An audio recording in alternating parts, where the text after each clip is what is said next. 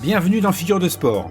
Je suis Bruno Hubi, coureur d'ultra-distance, 2 fois champion du monde de 100 km avec l'équipe de France, vainqueur des 100 km de Millau, entraîneur, passionné de sport.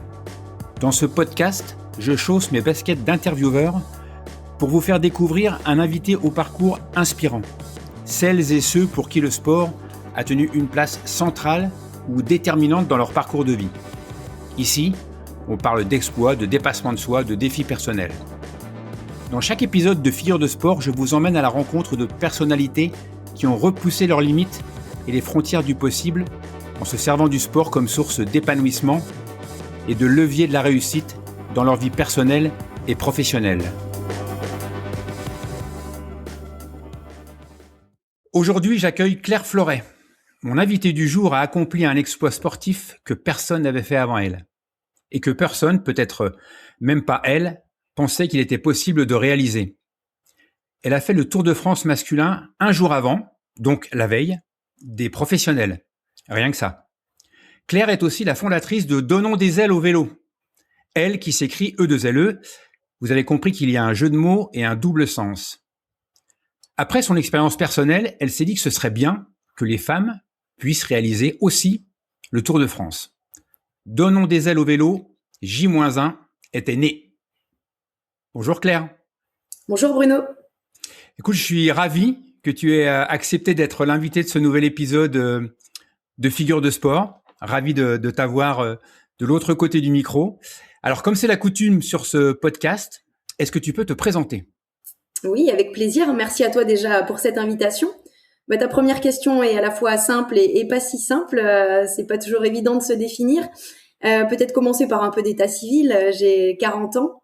Je suis originaire du Pays Basque, où j'ai grandi. J'ai fait une partie de mes études là-bas et puis j'ai été adoptée par l'Île-de-France pendant une quinzaine d'années, le temps qu'a duré ma carrière de professeur d'EPS. Et là, je suis fraîchement arrivée en Auvergne pour une deuxième partie de carrière, où je réalise des choses autour du vélo et de l'organisation d'événements sportifs.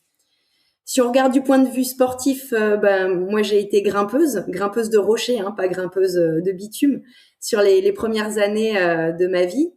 Ensuite, j'ai attaqué le vélo quand je suis arrivée en Île-de-France, puisqu'on trouvait malheureusement pas beaucoup de falaises, mais beaucoup de goudron. Et donc j'ai commencé le vélo amené par un homme, mon ami Mathieu. Et donc ma vie a changé à ce moment-là et je me suis engagée au niveau associatif dans le vélo. En tant que présidente de club, donc un club qui s'appelle Donnons des ailes au vélo, dont tu as parlé, qui cherche à féminiser la pratique du cyclisme. Et donc, c'est autant d'années où j'ai pratiqué la compétition au maximum à un niveau national, un petit niveau national. Et je me suis lancée dans un projet, le projet J-1, dont je coordonne l'organisation, qui est un projet sur les routes du Tour de France, le Tour de France masculin, qui avait pas mal d'objectifs dont on parlera peut-être un petit peu plus tard. Sinon, donc là, je suis à l'heure actuelle donc en Auvergne. J'organise des stages de vélo pour les femmes. C'est ma reconversion professionnelle. Et donc, si on doit parler de ce que je suis maintenant et plus pas de ce que j'étais avant, je suis également une nouvelle maman puisque j'ai un petit bébé d'1 an. Et puis une jeune batteuse, parce que je fais d'autres choses à côté du sport, je fais également de la batterie. Quelle polyvalence.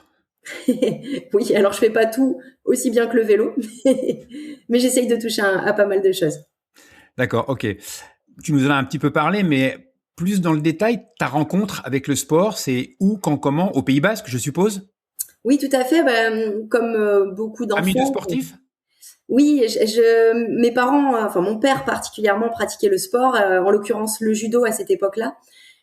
Donc c'est le premier sport que j'ai pu pratiquer à 5 ans. J'ai commencé assez tôt. Je suis assez fidèle en sport. J'ai fait du judo de 5 à 12 ans. Ce qui m'a fait arrêter, c'est que j'étais trop légère et que j'en avais marre parce que je tombais toujours sur les mêmes personnes et que je trouvais ça pas très rigolo de faire du sport toujours contre les mêmes. J'ai fait un petit peu de tennis, un petit peu de basket, mais vraiment voilà, très légèrement, histoire de goûter à d'autres activités. Et puis mon papa s'est mis à l'escalade et encore une fois j'ai suivi ses traces et j'ai commencé l'escalade et là une nouvelle histoire d'amour est née, puisque j'ai fait de l'escalade en compétition pendant une bonne douzaine d'années jusqu'à ce que l'Île-de-France m'accueille.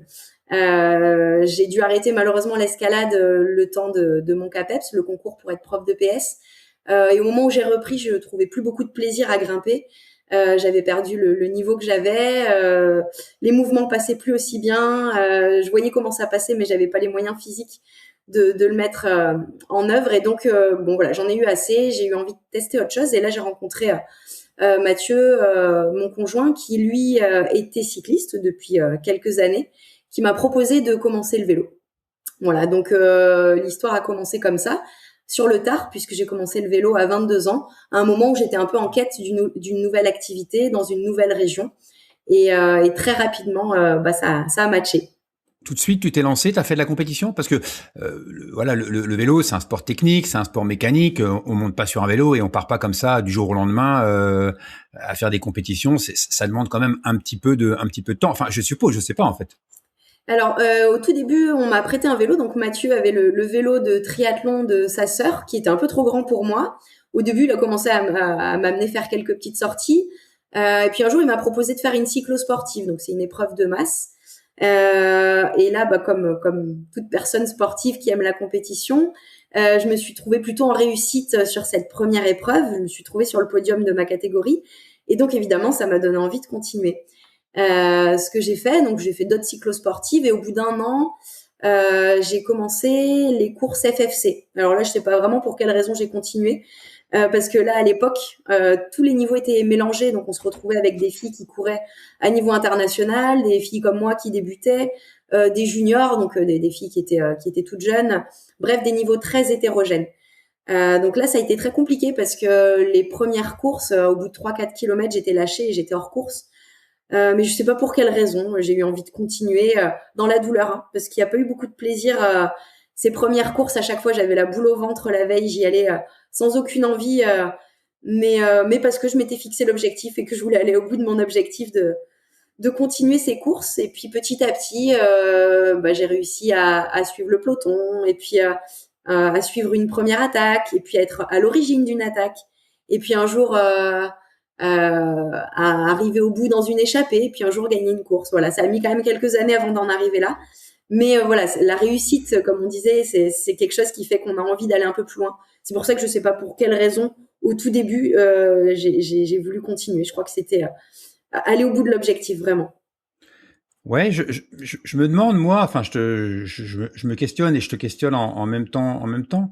Je me demande s'il n'y a pas quelque chose, une espèce de d'instinct qui fait qu'on sent que on doit continuer, qu'on sent peut-être pas qu'on est fait pour ça, mais parce qu'il y a aucune raison de continuer. Tu prends le départ d'une course, t'es largué, c'est super difficile pour l'ego, c'est super difficile physiquement.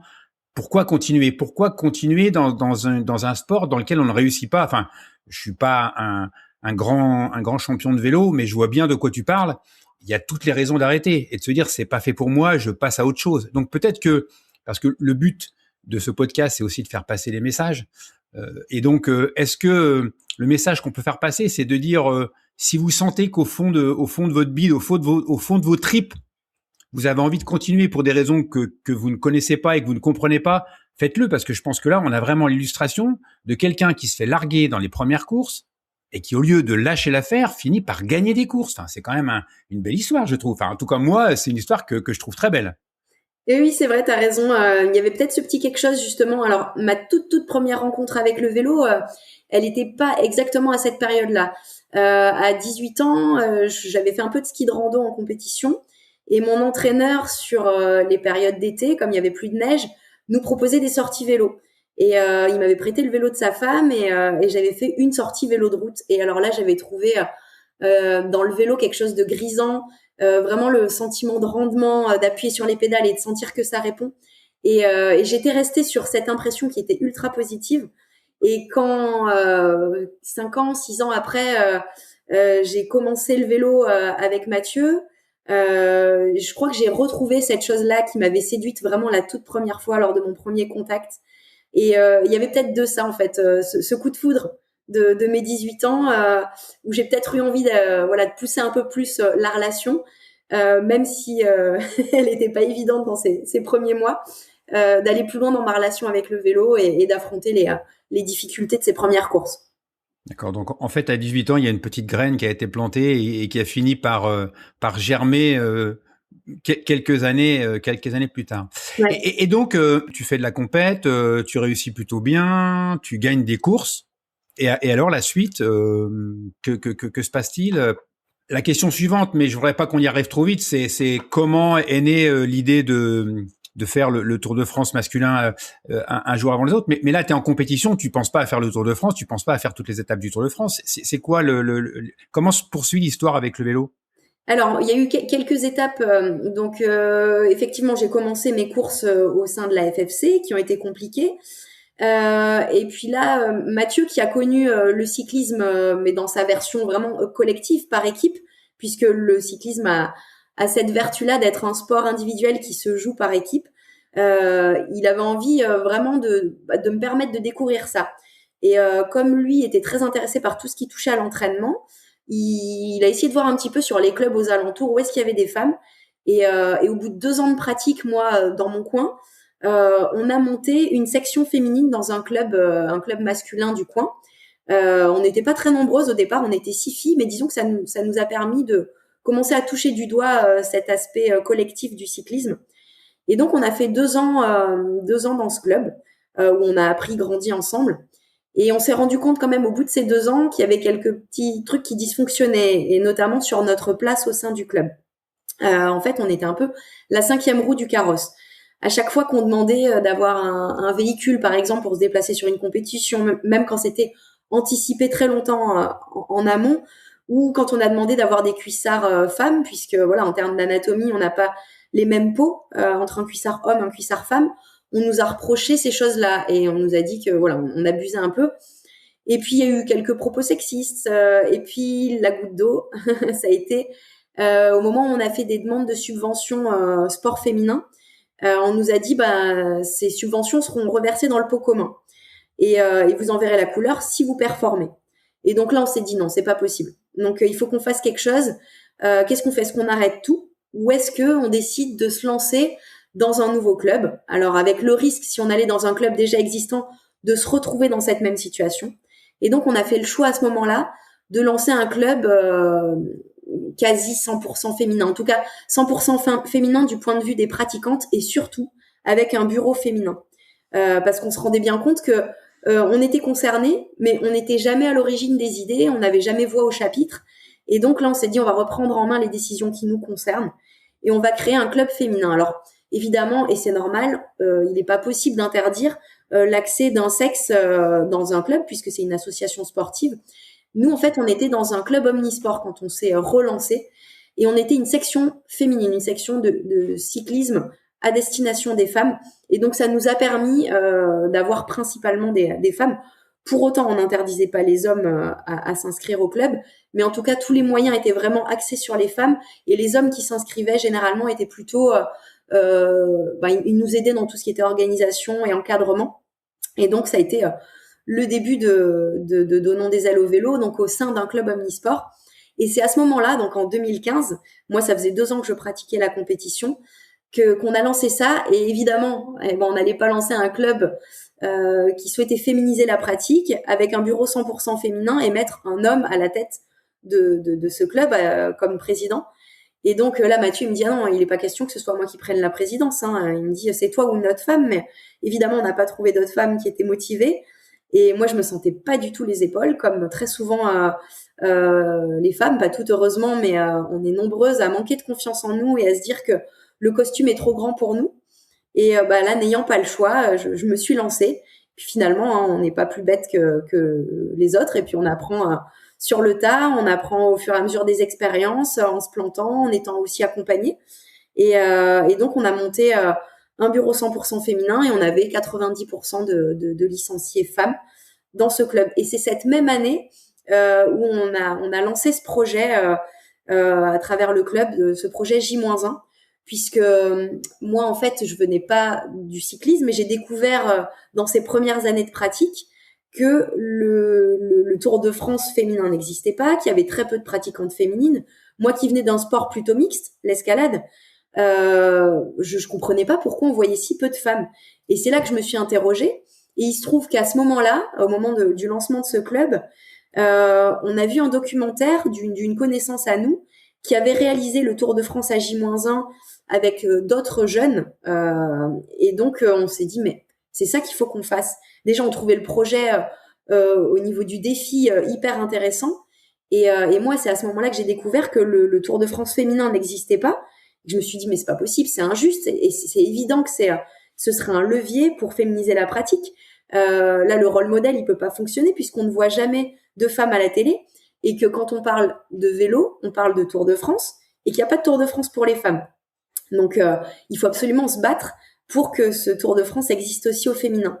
Donc, on a eu l'idée de partir sur les routes du Tour de France pour attirer l'attention sur cette injustice, sur le fait que les femmes pouvaient elles aussi réaliser des choses spectaculaires dans le sport et là plus spécifiquement sur un vélo. En se disant voilà, à notre connaissance, aucune femme encore, peut-être que c'est arrivé, mais en tout cas à notre connaissance, aucune femme n'avait réalisé toutes les étapes du Tour de France intégralement du Tour de France masculin. Donc pourquoi pas se lancer. Voilà. Donc l'idée est venue comme ça, grâce à cette inspiration de cet ami là qui avait réalisé avec Eric Fotorino, hein, pour ne pas le citer, qui à l'époque était journaliste au Monde et qui souhaitait rendre accessible ce rêve qui est un rêve de gosse pour lui, le Tour de France, à des jeunes issus de la diversité, pour reprendre ces termes. Donc c'était des jeunes qui venaient des quatre coins de la France, c'était des jeunes qui étaient de milieux sociaux complètement différents, certains qui étaient très cyclistes et d'autres qui l'étaient un petit peu moins. Et on a trouvé le truc génial quand on a vu le documentaire qui s'appelait Tour de fête. Son projet s'appelait Tour de fête et le documentaire s'appelait La Belle Échappée. Et c'est ce qui nous a inspiré et ce qui moi m'a donné envie de me lancer sur les routes. Et alors après, ce qui a été compliqué, ça a été de trouver d'autres femmes qui voulaient partir, puisqu'on s'est dit qu'il n'y a pas de Tour de France pour les femmes. Donc, nous, on va se le recréer. Alors, sans aucune ambition compétitive, évidemment, hein, on avait bien notion que le Tour de France qu'on allait accomplir, nous, c'était un défi, une aventure, mais c'était sous le format randonnée et que ça n'avait absolument rien à voir avec le Tour de France que réalisaient les hommes professionnels et que nous, on militait à travers ce projet, justement, pour le retour d'un Tour de France pour les femmes professionnelles d'un point de vue compétitif. Puisque moi, j'ai découvert à ce moment-là que le dernier Tour de France féminin avait eu lieu en 89, qu'il avait existé. Et d'ailleurs, tout le monde en parle. Nous, on a vu sur le bord des routes que les spectateurs en parlaient énormément, avec nostalgie. Certains n'étaient pas au courant que le Tour de France féminin n'existait plus. Pour eux, il était juste plus diffusé ou à des heures d'audience où eux ne regardaient pas. Mais ils en parlaient tous avec beaucoup de nostalgie et notamment des performances de Jeannie Longo, qui était le fer de lance de l'équipe de France à l'époque et pendant longtemps encore. Donc voilà, moi, c'était une prise de conscience vraiment à travers ce documentaire. L'idée est née et puis je me suis informée et là, je me suis rendu compte qu'il y avait vraiment plein de trucs qui allaient pas et qu'il fallait améliorer si on voulait voir notre sport se développer pour les femmes. Donc voilà, c'est comme ça qu'est né ce projet.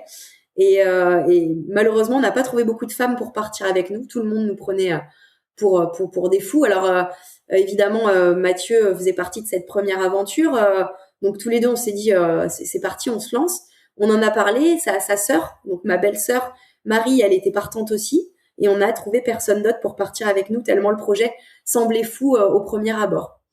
Et une fois parti, au bout de 3 ou 4 étapes, on a rencontré Marion qui, elle, réalisait également le Tour de France à J-1. Elle devait le faire avec un ami qui, finalement, l'a lâché au dernier moment. Et elle était très sensible à tout ce qui était question d'égalité. Elle était très investie aussi là-dedans de son côté. Et quand elle a entendu ce qu'on portait, elle a eu tout de suite envie de s'associer à nous. Donc, en fait, on a fait ce premier Tour de France à 3 femmes et un homme, Mathieu, qui était là aussi de la partie. Et donc, c'était vraiment un tout petit projet qui a évolué ensuite dans les années qui ont suivi, mais qu'on n'aurait jamais imaginé que ça irait aussi loin. Au-delà du défi physique qui est quand même colossal, enfin moi je trouve, hein, il y a quand même une certaine logistique derrière. Donc ça veut dire qu'en amont, vous avez préparé toutes les étapes. On va dormir là, on va repartir là. La gestion aussi des ravitaillements. Comment vous faites pour vous nourrir pendant tous ces jours-là. Je trouve que au-delà d'avoir l'idée de le faire et de se dire ah ouais ça serait génial. Enfin, il faut déjà avoir le courage, je trouve, de le faire et de se lancer. au-delà de ça, il y avait aussi il y a aussi derrière des dizaines de bonnes raisons de se dire oui, mais alors il faut aussi qu'on organise les ravitaillements, il faut aussi qu'on organise, et tout ça, ça vous a pas freiné parce qu'il y a quand même une logistique. Alors je ne parle pas de la logistique actuelle, on y reviendra, qui doit être démentielle, mais même pour partir à 4, il faut quand même s'organiser un minimum. Ouais, tu es dans le vrai. Effectivement, pour moi, le défi logistique et d'organisation était presque aussi grand que le défi sportif. Et à l'heure actuelle encore plus, puisque le défi sportif, maintenant, on a prouvé qu'il était possible de le relever. Donc effectivement, moi, ça a été une année de travail. Et puis là, à ce moment-là, j'organisais seule. Voilà, j'avais personne autour pour m'aider. Je savais pas forcément par quel bout y prendre. Il fallait essayer de rassembler un budget. Il fallait essayer de communiquer au maximum sur le projet et auprès des collectivités par lesquelles on allait passer, parce que le but c'était de pas être dans l'anonymat, puisqu'on avait un message qu'on portait, c'était le retour d'un Tour de France féminin. Donc s'il y avait juste trois pelés et un tondu sur le bord de la route qui nous entendaient parler de ça, ça n'avait pas forcément un grand intérêt. Nous on voulait faire bouger les lignes, donc il y avait un défi aussi de communication.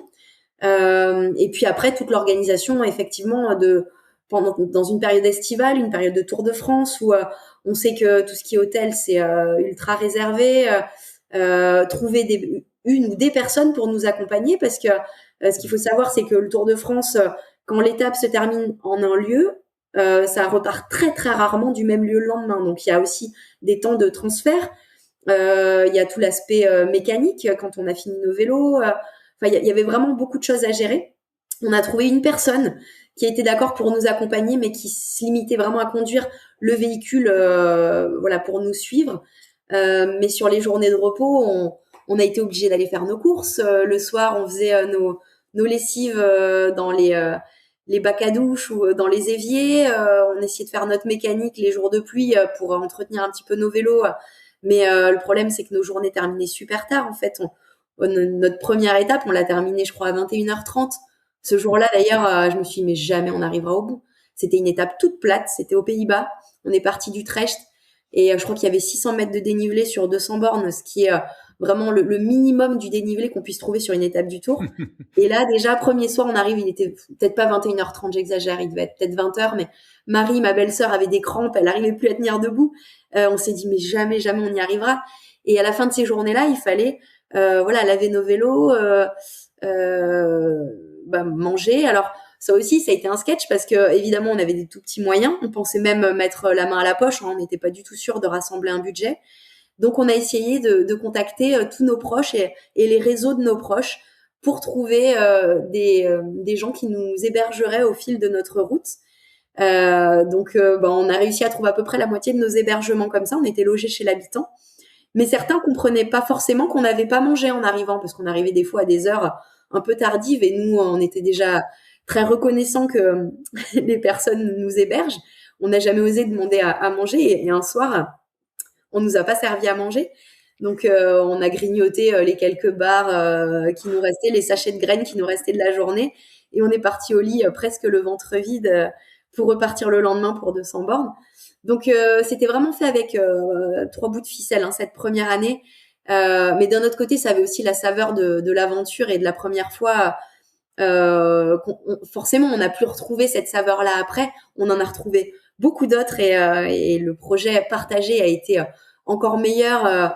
Mais en tout cas, ce côté vraiment aventure, ça, c'était magique cette première année et ça nous a rendu encore plus fiers à la fin d'arriver au bout, puisque il y a eu toute cette organisation et avant et pendant qu'on devait gérer sur nos journées de repos, nos fins de journée. Donc, jour après jour, étape après étape, vous arrivez à réaliser chacune et chacun des parcours. Vous arrivez à le faire. Donc, le Tour de France, on sait ce que c'est. Hein. Il y a des étapes de plat avec 600 mètres de dénivelé, mais il y a aussi des étapes avec 4000, 4005. Cette année, il y aura même 5006. Ouais. Donc, l'année prochaine, il y aura 5006. Donc, vous avez réussi à surmonter tout ça, ce qui est quand même déjà, à mon sens, un exploit sportif physique en tout cas. Puisqu'on ne parle pas forcément de sport dans cette première édition, mais un exploit physique extraordinaire. Vous arrivez donc à combler toutes ces étapes, vous arrivez jusqu'au bout. avant de parler de l'arrivée sur les Champs-Élysées la veille. Donc oui, ça, vous arrivez finalement à vous adapter, à vous acclimater, le corps répond quand même. Comment ça se passe? Parce que c'était quand même une grande première. Et puis les professionnels qui font le Tour de France s'entraînent toute l'année, sont des professionnels, roulent tous les jours, parfois 5 heures, 6 heures, 7 heures, 8 heures, c'est leur métier, ils font que ça. Là, vous avez fait un truc de pro. Alors oui, c'est vrai que quand on s'est lancé, moi j'envisageais vraiment dans un coin de ma tête, un gros coin de ma tête, l'échec. Alors l'échec dans le sens où je n'arriverais pas à réaliser l'intégralité des étapes. Je m'étais dit que quoi qu'il arrivait, je voulais essayer de partir tous les jours au moins, faire au moins une partie de l'étape quotidiennement. Mais en tout cas, dans un premier temps, on s'est dit, on part, on fait l'étape entière chaque jour jusqu'à ce que ça coince. Ça a commencé à coincer au bout de 5 jours. À la 5e étape, on a pris la flotte. Et comme nos articulations et nos muscles n'étaient pas suffisamment prêts parce qu'on n'avait jamais fait autant de bornes de notre vie, jamais on avait enchaîné des 8 heures par jour comme ça pendant 5 jours d'affilée. Le froid, la pluie a commencé à jouer un petit peu sur des raideurs articulaires et des débuts de tendinopathie. Et alors là, on a acheté des tapes qu'on s'est posées nous-mêmes en regardant des tutos. On n'avait aucun personnel de soins avec nous, donc on se les posait sur nous. Voilà, on n'avait aucune formation, mais bon, on savait au moins l'effet placebo. Ça nous a permis de tenir jusqu'à cette première journée de repos qu'on a attendue avec beaucoup d'impatience. Et en fait, le corps, il est tellement mis à rude épreuve et il était tellement pas préparé pour nous, en tant que amatrices qui avions jamais roulé autant, que sur cette journée de repos, en fait, tous les processus de réparation sont décuplés en termes de rapidité par rapport à l'habitude. Et en fait, on récupère énormément. Mais cette première semaine était relativement plate. Et généralement, dans les tours classiques, et c'était le cas à l'époque, ça commence à se corser à partir de la 2e semaine, où là, on aborde les montagnes. Et c'est ce qui s'est passé. On est arrivé dans les Pyrénées. Et donc là, on se lance sur cette première étape des Pyrénées, qui était la plus facile de toutes les étapes de montagne de l'intégralité du tour. Et c'est cette fois-là où on est arrivé à 21h30. Je parlais de la première étape de plat où on est arrivé tard et où on s'est dit, avec les crampes, jamais on arrivera au bout. À nouveau, il y a eu un gros moment de doute sur cette 10e étape, la première de montagne, où on est arrivé quasiment à la nuit. Et on s'est dit, alors, si la première étape de montagne, la plus facile, on arrive à la nuit, il faut imaginer avec la fatigue, quand on en aura enchaîné 2 ou 3 là d'affilée, avec des dénivelés qui seront beaucoup plus grands que celui-là. Qu'est-ce que ça va donner? Ça va être la course contre la montre face au soleil, essayer d'être plus rapide que lui. Et puis, est-ce qu'on va arriver à dormir suffisamment? On dormait déjà que 5 ou 6 heures par nuit. Là, moi, j'ai eu un gros moment de doute. Je me rappelle avoir appelé mes parents en pleurs en leur disant on n'y arrivera jamais. Et ben, je sais pas pourquoi ça s'est passé. Ça a continué. Les étapes qui ont suivi, on a réussi à tenir les délais.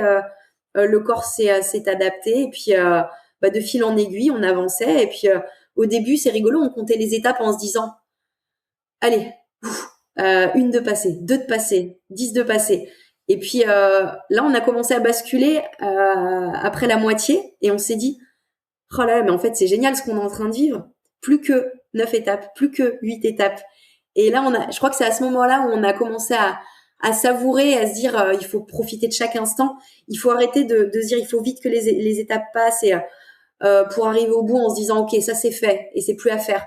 Il faut arriver à savourer chaque instant. Et c'est les propos que je tiens d'ailleurs à mes coéquipières à l'heure actuelle parce que moi là je l'ai fait 11 fois et je sais à quel point ça passe vite et à quel point il y a ce paradoxe en fait entre l'envie que ça passe vite pour se dire ok le dur est passé et voilà, ça c'est fait au moins, ça c'est de l'acquis.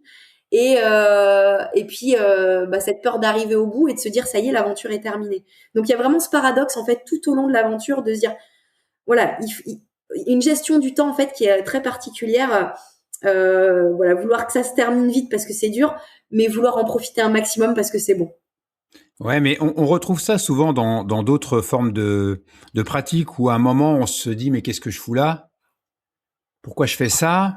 Et puis quand on y arrive, alors là vous avez eu le temps de réfléchir, mais parfois le sport ne dure pas aussi longtemps que ça, donc on n'a pas forcément le temps de se dire finalement je galère, mais profitons-en, c'est des bons moments. Mais ce qui est certain, c'est qu'on retrouve toujours cette espèce d'opposition entre mais qu'est-ce que je fous là, pourquoi je fais ça, et une fois que je l'ai fait, mais en fait, qu'est-ce que c'est bien et j'ai envie de recommencer. Et ce que tu me décris là, ça me fait penser à ça. Sauf que vous avez eu le privilège, j'aime pas dire la chance, parce que je trouve que la chance n'existe pas. Vous avez eu le privilège de pouvoir avoir ce moment de réflexion et de se dire ah ouais mais attention ouais on est en train de vivre un truc de dingo et faut qu'on en profite, ce qu'on n'a pas toujours le temps de faire dans l'action parce qu'on est plutôt sur des questions voilà de je vais aller au bout, faut que je finisse, et donc du coup c'est génial que vous ayez eu le temps de vous dire ce qu'on est en train de faire on le refera pas deux fois et profitons du moment présent, profitons de ce qu'on est en train de vivre. Ça c'est génial d'avoir eu le temps de prendre ce recul. Moi je voudrais juste en profiter pour enfoncer un peu le clou parce que j'aime bien faire ça sur cette notion, enfin sur ce que tu as décrit, les facultés exceptionnelles d'adaptation du corps humain et celles et ceux qui nous écoutent, puisque l'idée c'est aussi de transmettre des messages et de faire passer des choses pour que les gens peut-être se les approprient et les utilisent eux après comme ils le voudront. Mais moi j'ai déjà ressenti ça. On n'est pas là pour parler de moi, mais j'ai déjà fait en course à pied des choses qui ressemblent assez à ce que tu as fait toi.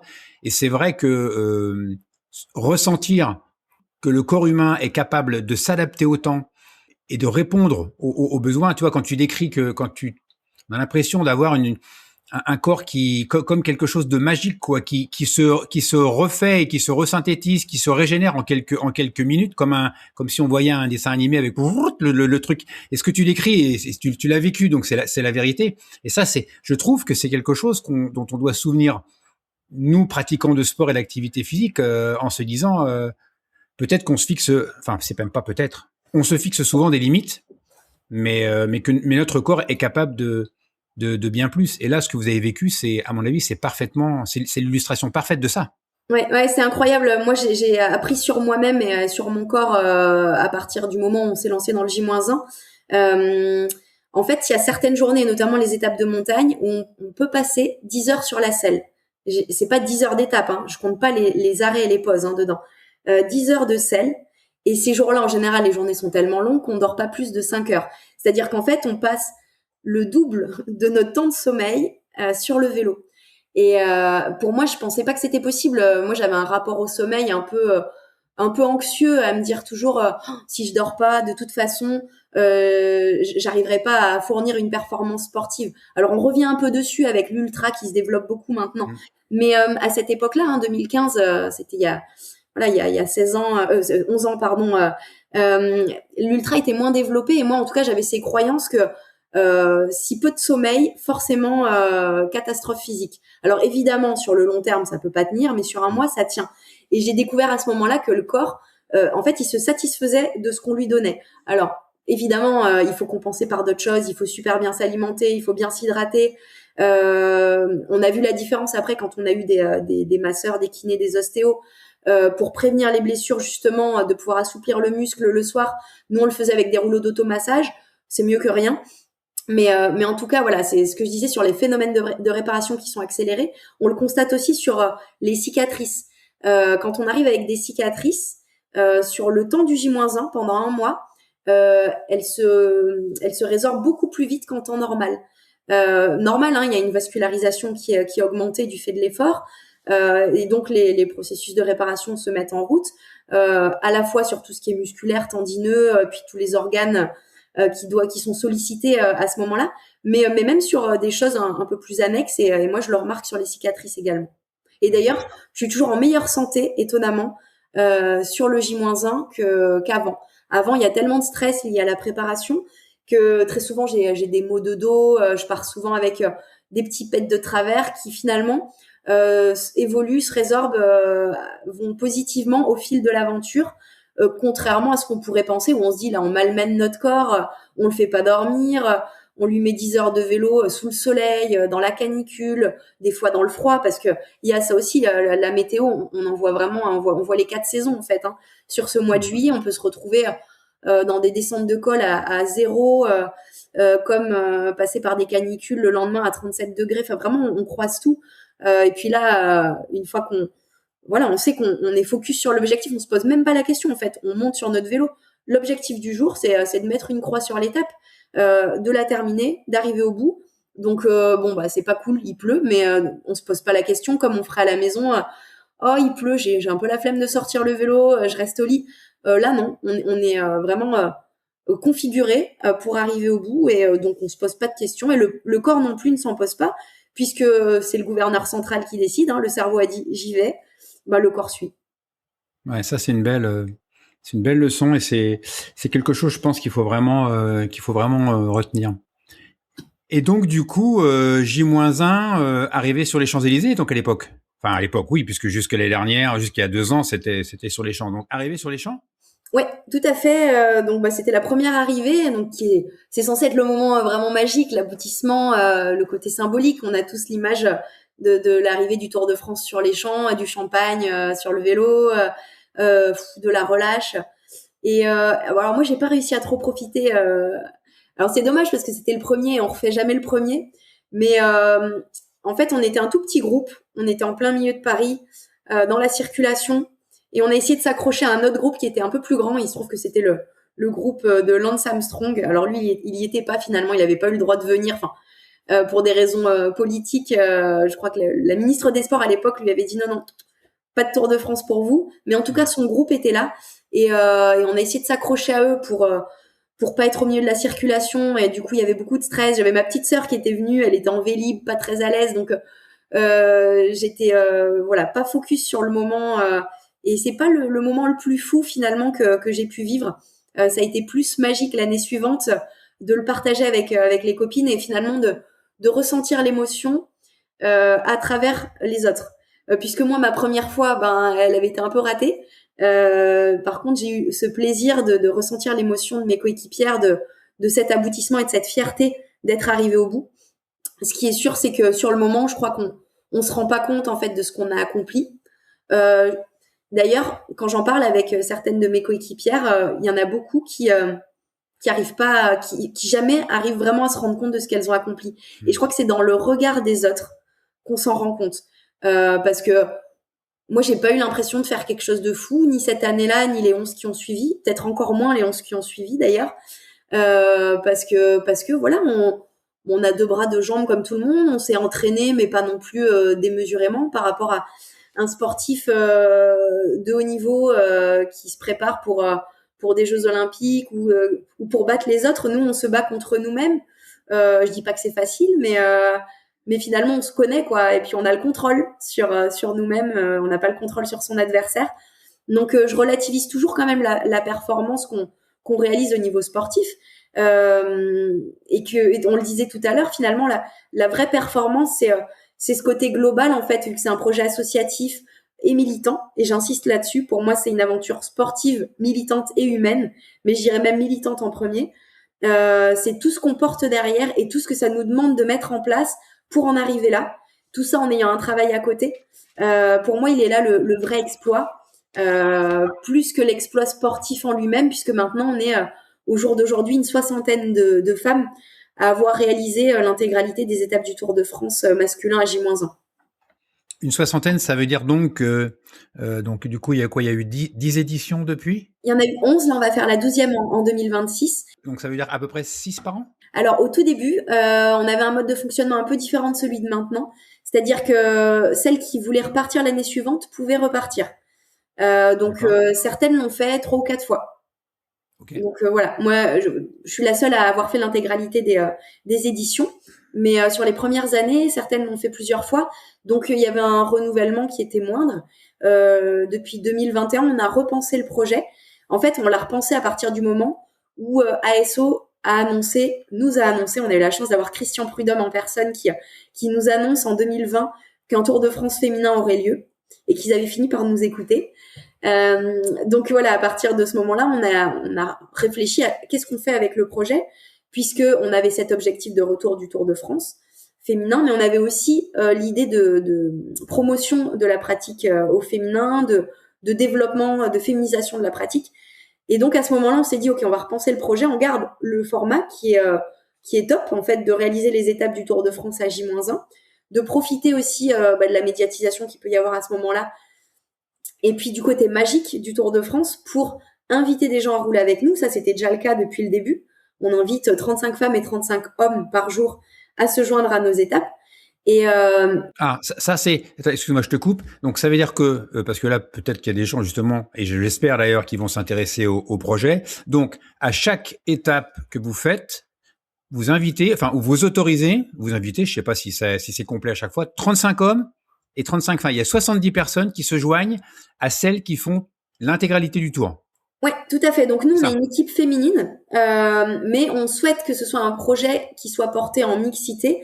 Et donc, on invite les cyclistes locaux en général, mais ils peuvent venir d'ailleurs, hein, quotidiennement à rouler avec nous. Donc à l'époque, on n'avait pas besoin de limiter puisque le projet n'était pas connu au moment de son lancement. Et puis au fur et à mesure, on a été un peu victime de notre succès et on s'est retrouvé un jour en Bretagne sur une étape où on avait 150 personnes. Donc on Ah n'était ouais. pas dans les clous au niveau préfectoral. Donc à partir de l'année suivante, on a limité. À partir de 2019, je crois, on a lancé des inscriptions. Donc c'est des inscriptions gratuites. On veut absolument que les gens puissent venir et que ce soit pas un frein supplémentaire. Mais on a remarqué aussi que les hommes se posaient souvent beaucoup moins de questions quand il s'agissait de se lancer dans un défi sportif ou quelque chose d'un petit peu ambitieux, là où les femmes se posaient beaucoup plus de questions. Et c'est pour ça qu'on a limité, une fois qu'on est à 35 inscriptions hommes, on n'ouvre pas davantage de places pour les hommes. On laisse le temps aux femmes de s'inscrire et souvent elles s'inscrivent un petit peu plus tardivement dans ce qu'on a remarqué, hein. Mais on bascule pas de place de femmes vers les hommes. Donc des fois on a des étapes qui sont pas complètes, des fois on a des étapes qui sont complètes très très vite. Étonnamment, les femmes se lancent plus que les hommes en montagne. Voilà, on a remarqué que sur des étapes de montagne, les inscriptions femmes pouvaient partir en premier.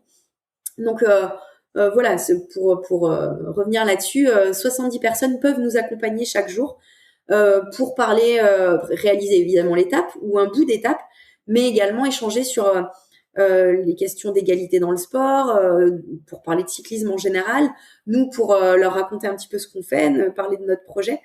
Et voilà, l'idée c'est vraiment un projet qui se partage et à partir de 2021, donc on a gardé bien sûr cette partie-là parce qu'elle nous semble particulièrement importante pour changer aussi les représentations et être plus nombreux aussi pour porter ce message-là. Mais là où le projet a pour moi gagné encore en envergure, c'est que les ambassadrices, donc les femmes de l'équipe qui réalisent les étapes, on leur demandait pas juste d'être là et de venir pédaler pendant 3 semaines, on leur demandait de s'impliquer en amont dans l'organisation du projet comme c'était le cas avant, mais également dans la féminisation de la pratique dans leur territoire. C'est-à-dire mettre en place tout un tas d'actions en amont, des actions pour faire venir des femmes à la pratique ou fidéliser celles qui en font déjà ou fédérer, rassembler pour que ces femmes qui la plupart du temps dans certaines régions roulent seules puissent rouler avec d'autres femmes, se donner confiance et puis avoir envie de prendre le vélo.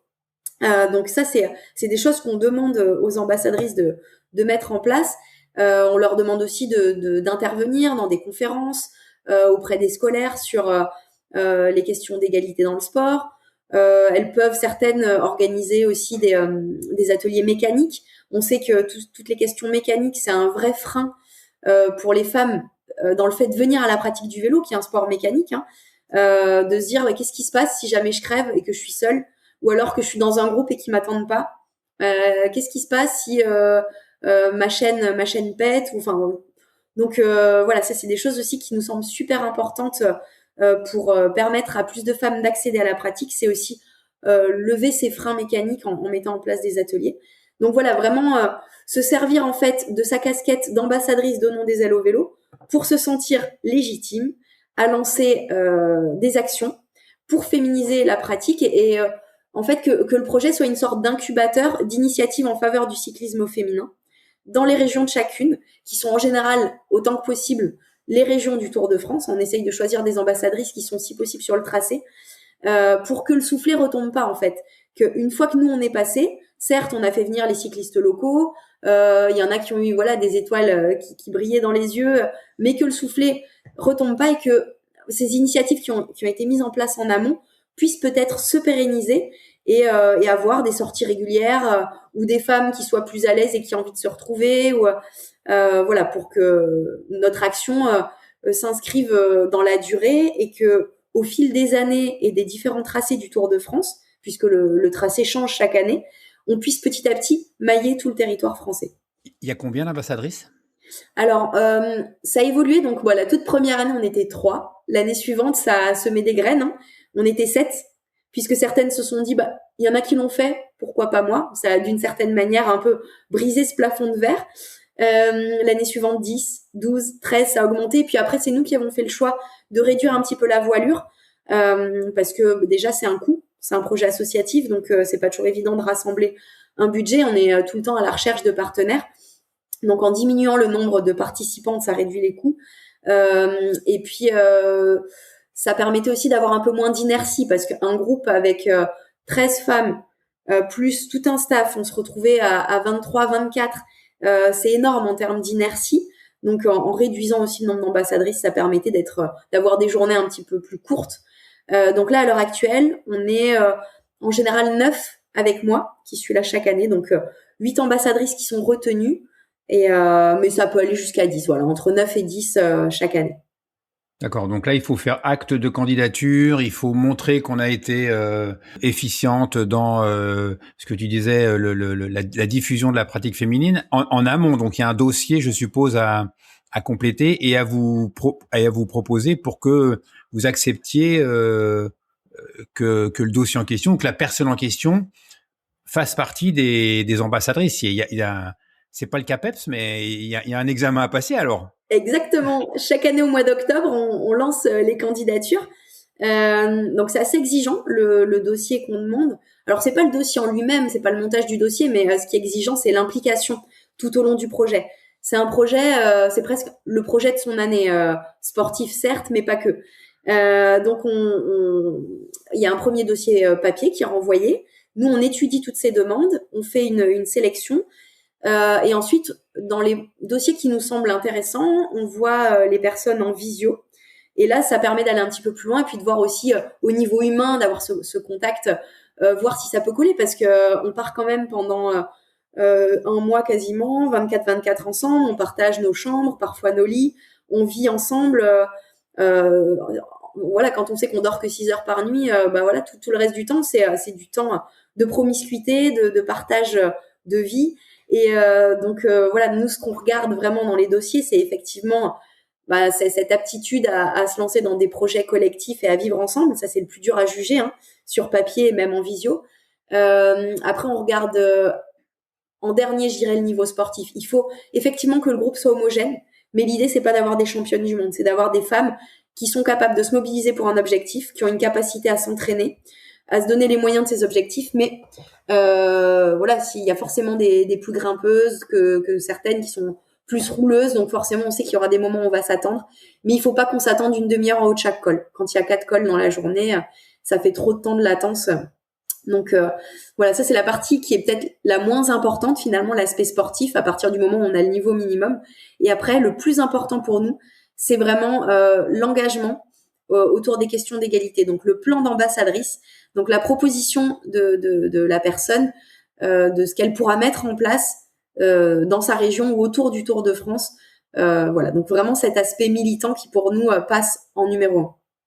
Alors je vais en profiter pour faire un coucou, pour saluer Marie, voilà, qui est la personne qui m'a fait connaître ton projet. Donc on lui fait un coucou parce que je sais qu'elle nous écoute et j'espère, je crois, je veux pas te dévoiler, j'espère que je vais pas être maladroit, je veux pas dévoiler, mais je crois qu'elle rêve, elle ambitionne en tout cas d'être ambassadrice. Je ne sais pas, comme je ne sais pas dans le timing où on en est, je sais pas si elle a déjà fait son dossier, mais je fais du vélo avec elle et je sais qu'on a parlé de ce projet qu'elle a et je ne m'imaginais pas quand elle me l'a décrit que c'était aussi pas difficile, mais qu'il y avait autant de cases à cocher. Donc j'espère qu'un jour Marie fera partie de vos ambassadrices. Mais je vois que les critères de sélection sont très justes. Donc en fait c'est bien que ce soit comme ça. C'est cohérent avec le projet, c'est cohérent avec les objectifs que vous vous êtes fixés. Ça ressemble peut-être. Est-ce que tu crois pas, je pensais pas en parler tout de suite, mais est-ce que tu crois pas que tout ça ressemble un peu, c'est un peu lié puisque on a au-delà du vélo, on a un autre point commun, c'est d'être enseignant, enfin d'avoir été enseignant d'EPS. Ça ressemble vraiment à la construction d'un projet pédagogique, tout ça. Enfin, je trouve qu'il y a de la, mais c'est bien d'ailleurs parce que je trouve que enfin c'est pas juste un projet sportif où il faut monter un budget et on part. Il y a derrière plein de valeurs éducatives et pédagogiques que je retrouve moi dans les projets que j'ai pu monter ou dans les projets que tous nos collègues de PS montent, et je sens que ça transparaît dans ton projet. Ouais, c'est exactement ça.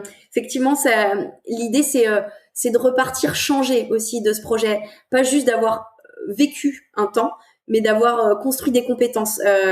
Moi, en tout cas, c'est le projet qui m'a permis déjà d'avoir plein de casquettes et donc de développer tout un tas de compétences, d'apprendre à faire de la compta, d'apprendre à oser, à prendre la parole, chose que j'étais pas capable de faire avant, aller négocier. On est à la fois un peu commercial, communicant, logisticien. Enfin, vraiment, on travaille sur tous les pans. Et quand je dis on, au début, c'était que moi. Et maintenant, l'idée, c'est vraiment que les ambassadrices, elles aussi, puissent bénéficier de ça et de tous ces gains, en fait, et qu'elles reviennent chez elles et que ce soit des femmes différentes. Et par exemple, chaque ambassadrice est référente de 2 ou 3 étapes. Et sur ces 2 ou 3 étapes qu'elles ont préparées en amont avec les collectivités qui nous accueillent, c'est elles qui vont prendre la parole, prendre le micro. Elles auront en amont sollicité les élus. Elles auront demandé de l'argent aussi pour construire le budget. Et donc là, c'est l'aboutissement. Le jour où elles arrivent sur leur étape, qui en général est plutôt une étape de leur territoire, il y a une émotion forcément parce que en temps normal, jamais certaines auraient osé prendre le micro. Déjà se lancer dans ce défi sportif, beaucoup auraient craint de le faire, mais en plus, je trouve qu'il y a une dimension éducative, comme tu disais, qui va au-delà du sport et qui fait que on apprend tellement de choses. Et pour répondre à ta question, à ton interrogation par rapport à Marie, Marie, c'est une belle histoire. On s'est rencontrés sur les stages Donnons des ailes au vélo. Donc, on organise depuis 2 ans des stages pour les femmes, 100% à destination des femmes en Auvergne. Et on s'est rencontrés comme ça. Elle était du premier stage, le tout premier qui a été lancé il y a 2 ans. Et ça a bien accroché. Et lors de ce stage, en général, on parle beaucoup du projet et on diffuse un documentaire qui s'appelle Les ailes du vélo, qui a été tourné en 2017 et qui récapitule un peu le projet. Et je pense que c'est à ce moment-là aussi qu'il y a eu un petit déclic. L'année suivante, elle est venue rouler avec nous sur plusieurs étapes. Et cette année, elle candidate. Et au-delà de candidater, elle a même été reçue puisque Marie sera ambassadrice et fait partie Génial. des 8 femmes on a reçu 45 dossiers à peu près cette année. Elle fait partie des 8 personnes qui ont été sélectionnées, bien qu'elle soit pas exactement sur le tracé du Tour. C'est que son profil et ses engagements étaient au top et correspondaient tout à fait aux ambitions du projet. Mais c'est une nouvelle récente parce que, enfin, je roule pas avec elle forcément très régulièrement parce que nos agendas ne correspondent pas, mais je crois me souvenir qu'elle était plein d'espoir et que la dernière fois qu'on la roule ensemble, donc elle ne savait pas encore ce qu'il en adviendrait, donc c'est génial. Ouais, c'était la semaine dernière qu'elle l'a appris. Bah voilà, c'est bien ce qui me semblait. Je voulais pas commettre d'impair, mais je me dis, mais c'est forcément tout frais. Ah ouais, top, c'est super. Ah, je suis super content pour elle, ça me fait plaisir. Ça me fait plaisir, c'est top. Ok, super. On s'est un peu perdu là, mais c'est pas grave. Ouais, donc c'est vrai que moi je vois vraiment moi j'avais monté un projet pédagogique pareil autour de la course à pied et j'essayais de trouver tous les moyens pour que ça serve et que ça soit utile. Et on sent vraiment que dans ton projet tout est prétexte à grandir, à apprendre, à se former, voilà. T'as employé un terme que nous on utilise beaucoup dans l'enseignement, enfin en EPS en tout cas, mais aussi dans d'autres matières que je connais moins, c'est les compétences. Et on sent que derrière ça, il y a vraiment une volonté de développer le sportif, mais aussi l'être humain, la personne. Et ça, j'avais pas forcément vu tous ces aspects-là, et je trouve ça vraiment génial. Et t'as abordé un sujet aussi. On a un autre point commun, c'est qu'on a été prof de PS et qu'on est devenu chef d'entreprise, entrepreneur.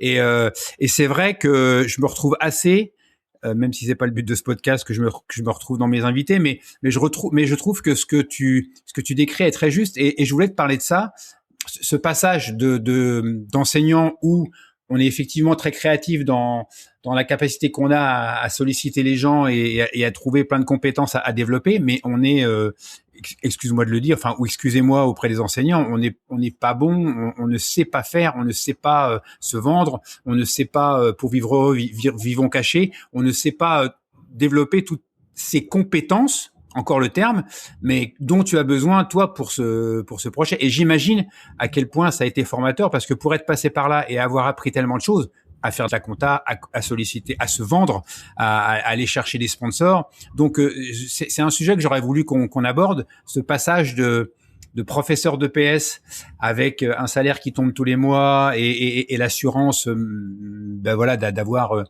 de quoi remplir la gamelle tous les mois, à chef d'entreprise où là justement pour le coup c'est plus du tout la même chose.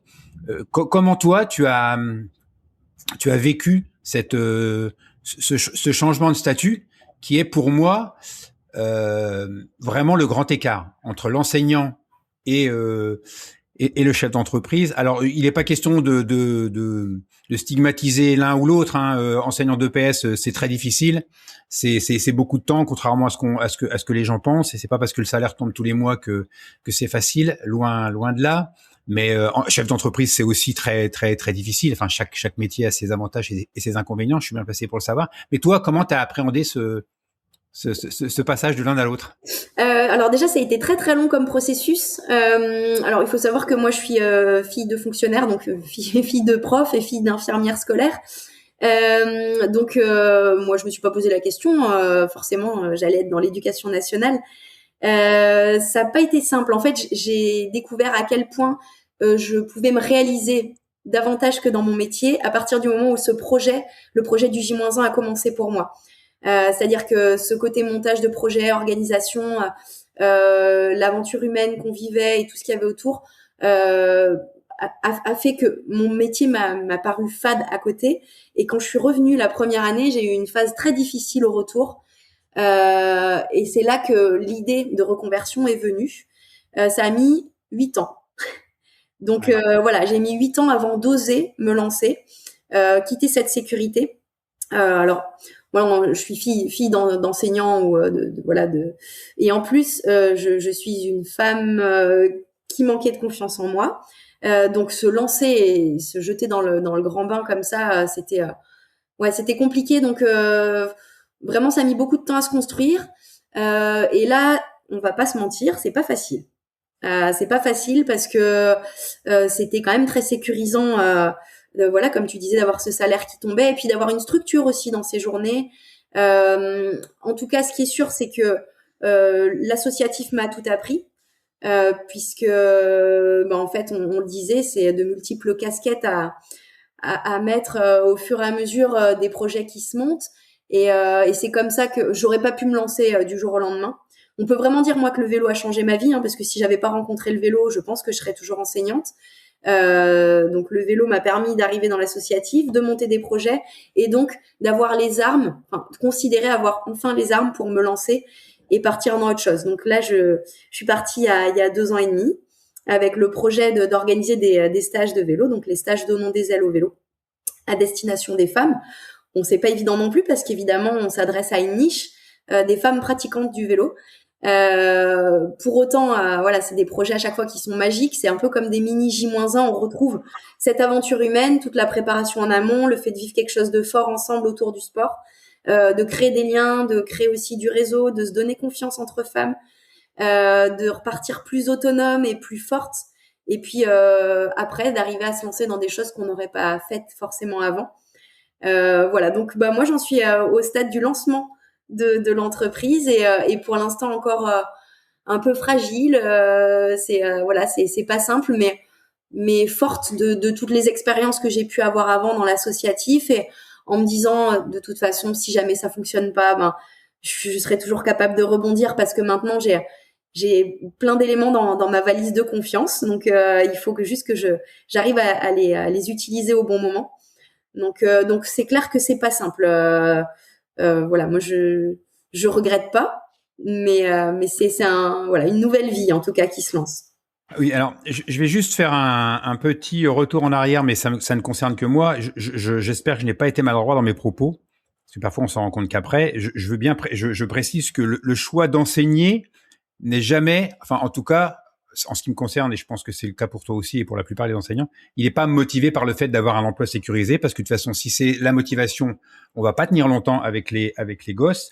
On enseigne parce qu'on aime les enfants, parce qu'on aime les élèves, parce qu'on aime les gens, Voilà, c'est la raison pour laquelle on enseigne. Et quand je parlais de salaire qui tombe à la fin du mois, c'est parce que tu as eu le courage, je sais pas si le mot, en tout cas c'est le premier terme qui me vient à l'esprit, tu as eu le courage de lâcher ces côtés sécuritaires, mais qu'on ne choisit pas au départ parce que c'est une vocation d'enseigner, sinon on ne peut pas tenir. Et je trouve que c'est courageux parce que moi à titre personnel, j'ai toujours fait 50-50. J'ai jamais vraiment lâché la barre avant de choper l'autre barre. J'en avais toujours une qui me tenait. Je n'ai pas eu le courage moi de partir complètement. Et j'imagine à quel point voilà, c'est un changement, mais et j'admire encore plus le fait que tu continues sur cette idée de stage ouverte uniquement aux femmes, parce que on a encore un point commun supplémentaire. J'organise des stages de course à pied, de moins en moins. Moi, ça fait 10 ans et je crois que j'ai fait le tour de la question, mais j'organise des stages de course à pied. Et moi, mon souci, c'est, parce que j'ai pas envie de passer ma vie à parler de mes stages et à les promouvoir. Mon souci, c'est de m'adresser, et non pas de m'agresser, au plus grand nombre pour justement pouvoir les remplir un peu plus facilement, parce que bah voilà, il faut quand même se nourrir à la fin du mois. Et l'idée qui m'est venue, j'en arrive à ma question, le fait, est-ce que c'est vraiment le fait de ne pas les ouvrir aux hommes? Tu vois, moi je me verrais bien faire un stage comme ça en Auvergne, et ça me plairait trop bien, parce que bien souvent les stages qu'on a à faire, c'est des stages où il n'y a pas justement derrière un enseignant qui a des visées pédagogiques, et donc je trouve que ces stages-là sont beaucoup plus riches, en tout cas moi c'est comme ça que je le vois, que des stages entre guillemets lambda qu'on peut trouver un peu partout. Le fait de les ouvrir aux hommes, et donc de les rentabiliser sans que ça ait un côté négatif de ma part un peu plus, est-ce que ça serait vraiment une rupture avec tes objectifs? C'est quelque chose que tu as envisagé ou pas, de manière à alimenter un peu plus le truc, quoi, le projet? Ouais, c'est une bonne question. Alors, nous, en fait, on a pensé ces stages dans la continuité de notre action associative. Et en fait, on s'est rendu compte, en écoutant un petit peu les femmes qu'on croisait sur le terrain à travers le J-1, qu'il y avait un vrai besoin pour beaucoup de se retrouver en non-mixité. Nous, d'ailleurs, le club, je racontais l'histoire tout à l'heure, on a eu ce besoin à un moment de notre histoire de se retrouver en non-mixité entre femmes, pour pouvoir aller aussi au bout de nos objectifs, et que tous les moyens soient mis autour de notre pratique. Donc les stages, c'est pour ça qu'on les a envisagés comme ça, parce qu'on a entendu ce besoin, et surtout que sur le marché, on ne trouve que très très peu de stages pour les femmes. Alors évidemment, les stages pour les hommes, c'est des stages généralement mixtes qui sont ouverts aux femmes, mais quand on discute avec certaines, elles ne se sentent pas forcément capables de se lancer. Alors il faut savoir aussi qu'il y a beaucoup de femmes qui débutent la pratique. Là, c'est en train d'exploser. C'est vrai qu'il y a de plus en plus de pratiquantes, ça n'a pas toujours été le cas. Mais quand on débute un sport, on n'est pas très à l'aise. Et souvent, dans les groupes, que ce soit dans les clubs, les stages ou les groupes d'hommes, il n'y a pas forcément une gestion de l'hétérogénéité. Je veux pas généraliser, mais c'est vrai que dans mon expérience à moi, il suffirait de gérer l'hétérogénéité pour que tout le monde arrive à s'y retrouver. Mais c'est vrai que... Tu sais faire, toi, la prof de PS, gérer l'hétérogénéité, c'est un terme qu'on maîtrise parfaitement bien, ça. Exactement, voilà, ce que j'ai fait pendant 15 ans, l'idée c'est de continuer à le faire, parce qu'il faut pas se leurrer, même dans un groupe de femmes, il y a toujours de l'hétérogénéité, mais encore faut-il vouloir la gérer. Donc comment faire? C'est des choses toutes simples, c'est s'attendre en haut d'école, voir il y en a une qui redescend, ou plusieurs qui redescendent pour récupérer les autres, mettre les plus solides devant quand on est sur des zones de plat pour que ce soit elles qui abritent les plus faibles. Ça peut être quand on a des exercices à faire, et ben on se met sur un circuit, et puis une fois que les premières ont terminé, elles vont récupérer les autres, mais chacune fait ses exercices d'intensité à son rythme. C'est ce qu'on faisait au club. Pour te donner une idée, au club, on avait les minimes qui s'entraînaient avec l'équipe nationale. Donc juste, elles coupaient la sortie un petit peu plus tôt, on mettait un véhicule pour que si jamais ça allait pas, elles puissent monter. On essayait de les abriter au maximum, on leur donnait des conseils, et ça créait une vraie émulation qui tirait vers le haut les personnes qui étaient un petit peu plus faibles ou un peu plus jeunes ou un peu moins bien entraînées. Nous, dans nos stagiaires, on a des femmes qui ont un bon niveau, mais on a aussi des femmes qui sont dans un début de pratique et qui ont envie quand même de performer, de progresser à leur niveau. Et il y a aussi le fait vraiment de se retrouver entre femmes avec cette notion aussi de non-jugement. C'est pas toujours évident quand on arrive, qu'on roule un peu moins fort, ou qu'on a un peu plus de forme, ou qu'on n'est pas forcément du milieu cycliste parce qu'on vient de commencer récemment et qu'on n'a pas tous les termes, qu'en mécanique on n'y connaît que dalle. Voilà, toutes ces choses-là, des fois on peut se sentir jugé. Alors c'est pas forcément le cas, tous les hommes ne jugent pas, mais des fois c'est aussi une interprétation de notre part. Moi je sais que quand je me retrouve dans un domaine qui est censé être masculin, la mécanique par exemple, et qu'il y a un homme à côté de moi, je vais avoir tendance à plus perdre mes moyens que quand c'est une femme qui va m'expliquer comment faire par exemple. J'ai l'impression qu'on s'adresse, enfin que c'est d'égal à égal. Et donc nous, on voulait vraiment des stages qui permettent aux femmes de repartir plus autonomes, d'être dans un esprit bienveillant avec d'autres femmes qui ont vécu certainement comme elles ce souci de gestion de l'hétérogénéité, enfin toutes ces phases en fait où on se sent pas toujours à notre place et où on aimerait bien pouvoir exister quand même. Et des fois, ce passage par la non-mixité permet de se donner confiance, permet d'acquérir des connaissances, des compétences et ensuite de pouvoir, si on le souhaite ou pas, se retrouver en mixité plus à l'aise et en se disant je suis armée pour. Et voilà, donc c'est vraiment ce qui ressort dans tout ce qu'on a pu voir. Donc nous, on organise des ateliers mécaniques, ça c'est hyper important, c'est ce qui est le plus plébiscité. Mais après, ça nous permet aussi d'aborder des sujets qui sont spécifiques aux femmes sportives. Pour tout ce qui est alimentation, par exemple, les métabolismes des femmes et des hommes fonctionnent pas tout à fait de la même manière à l'effort. Donc c'est des questions qu'on traite. Après, tout ce qui est posture aussi. Il y en a beaucoup qui ont des problèmes au niveau de la selle, qui osent pas forcément en parler quand elles roulent dans un groupe d'hommes. Après, toutes les questions autour du cycle menstruel également, qui peut impacter en fait notre entraînement, là où les hommes sont un petit peu moins régis par leur cycle hormonaux. Donc voilà, toutes ces questions-là en fait, et puis aussi des échanges sur ce qu'on vit dans le quotidien. Ça peut être au travail ou certaines ont la chance d'évoluer dans des milieux où il y a aucun problème. Pour d'autres, c'est un peu plus compliqué quand on est dans des métiers où il y a très peu de femmes. Voilà, et de partager un petit peu son expérience et d'en parler. Et c'est autant de choses en fait qui nous donnent confiance et qui nous rassurent et qui nous permettent d'être plus fortes en partant du stage. Et voilà, donc ces stages, ils sont pensés comme on avait pensé le club sur la partie compétition, comme on pense le J-1 pour l'équipe d'ambassadrices. Mais à certains moments, on a envie de se retrouver en mixité parce qu'on considère que c'est ensemble qu'on va réussir à apporter plus d'égalité. Et c'est certainement pas les femmes contre les hommes. Et qu'il y a beaucoup d'hommes qui sont sensibles à ce qu'on porte. Et on les remercie parce qu'ils sont pas directement impliqués. Mais tu vois, tu en es l'exemple en faisant ce podcast-là aujourd'hui. C'est que tu as envie de mettre la lumière aussi sur les femmes sportives autant que les hommes sportifs. Et ça, c'est des choses qui évoluent parce que ça n'a pas toujours été le cas. On sait que dans les médias, on voyait malheureusement très peu de femmes représentées. Ne serait-ce que dans un magasin, on va dans un magasin de sport, l'offre proposée pour les femmes, elle est ridicule par rapport à celle proposée pour les hommes. Et c'est souvent limité à tout ce qui touche au loisir. On est rarement sur des choses très techniques, le matériel très technique, on a du mal à en trouver. Du spécifique pour les femmes, là où il y aurait des besoins et pas juste mettre sur un vélo une petite touche de violet ou de rose pour faire ce que j'appelle du girl washing en se disant vous avez vu, on a une gamme femme.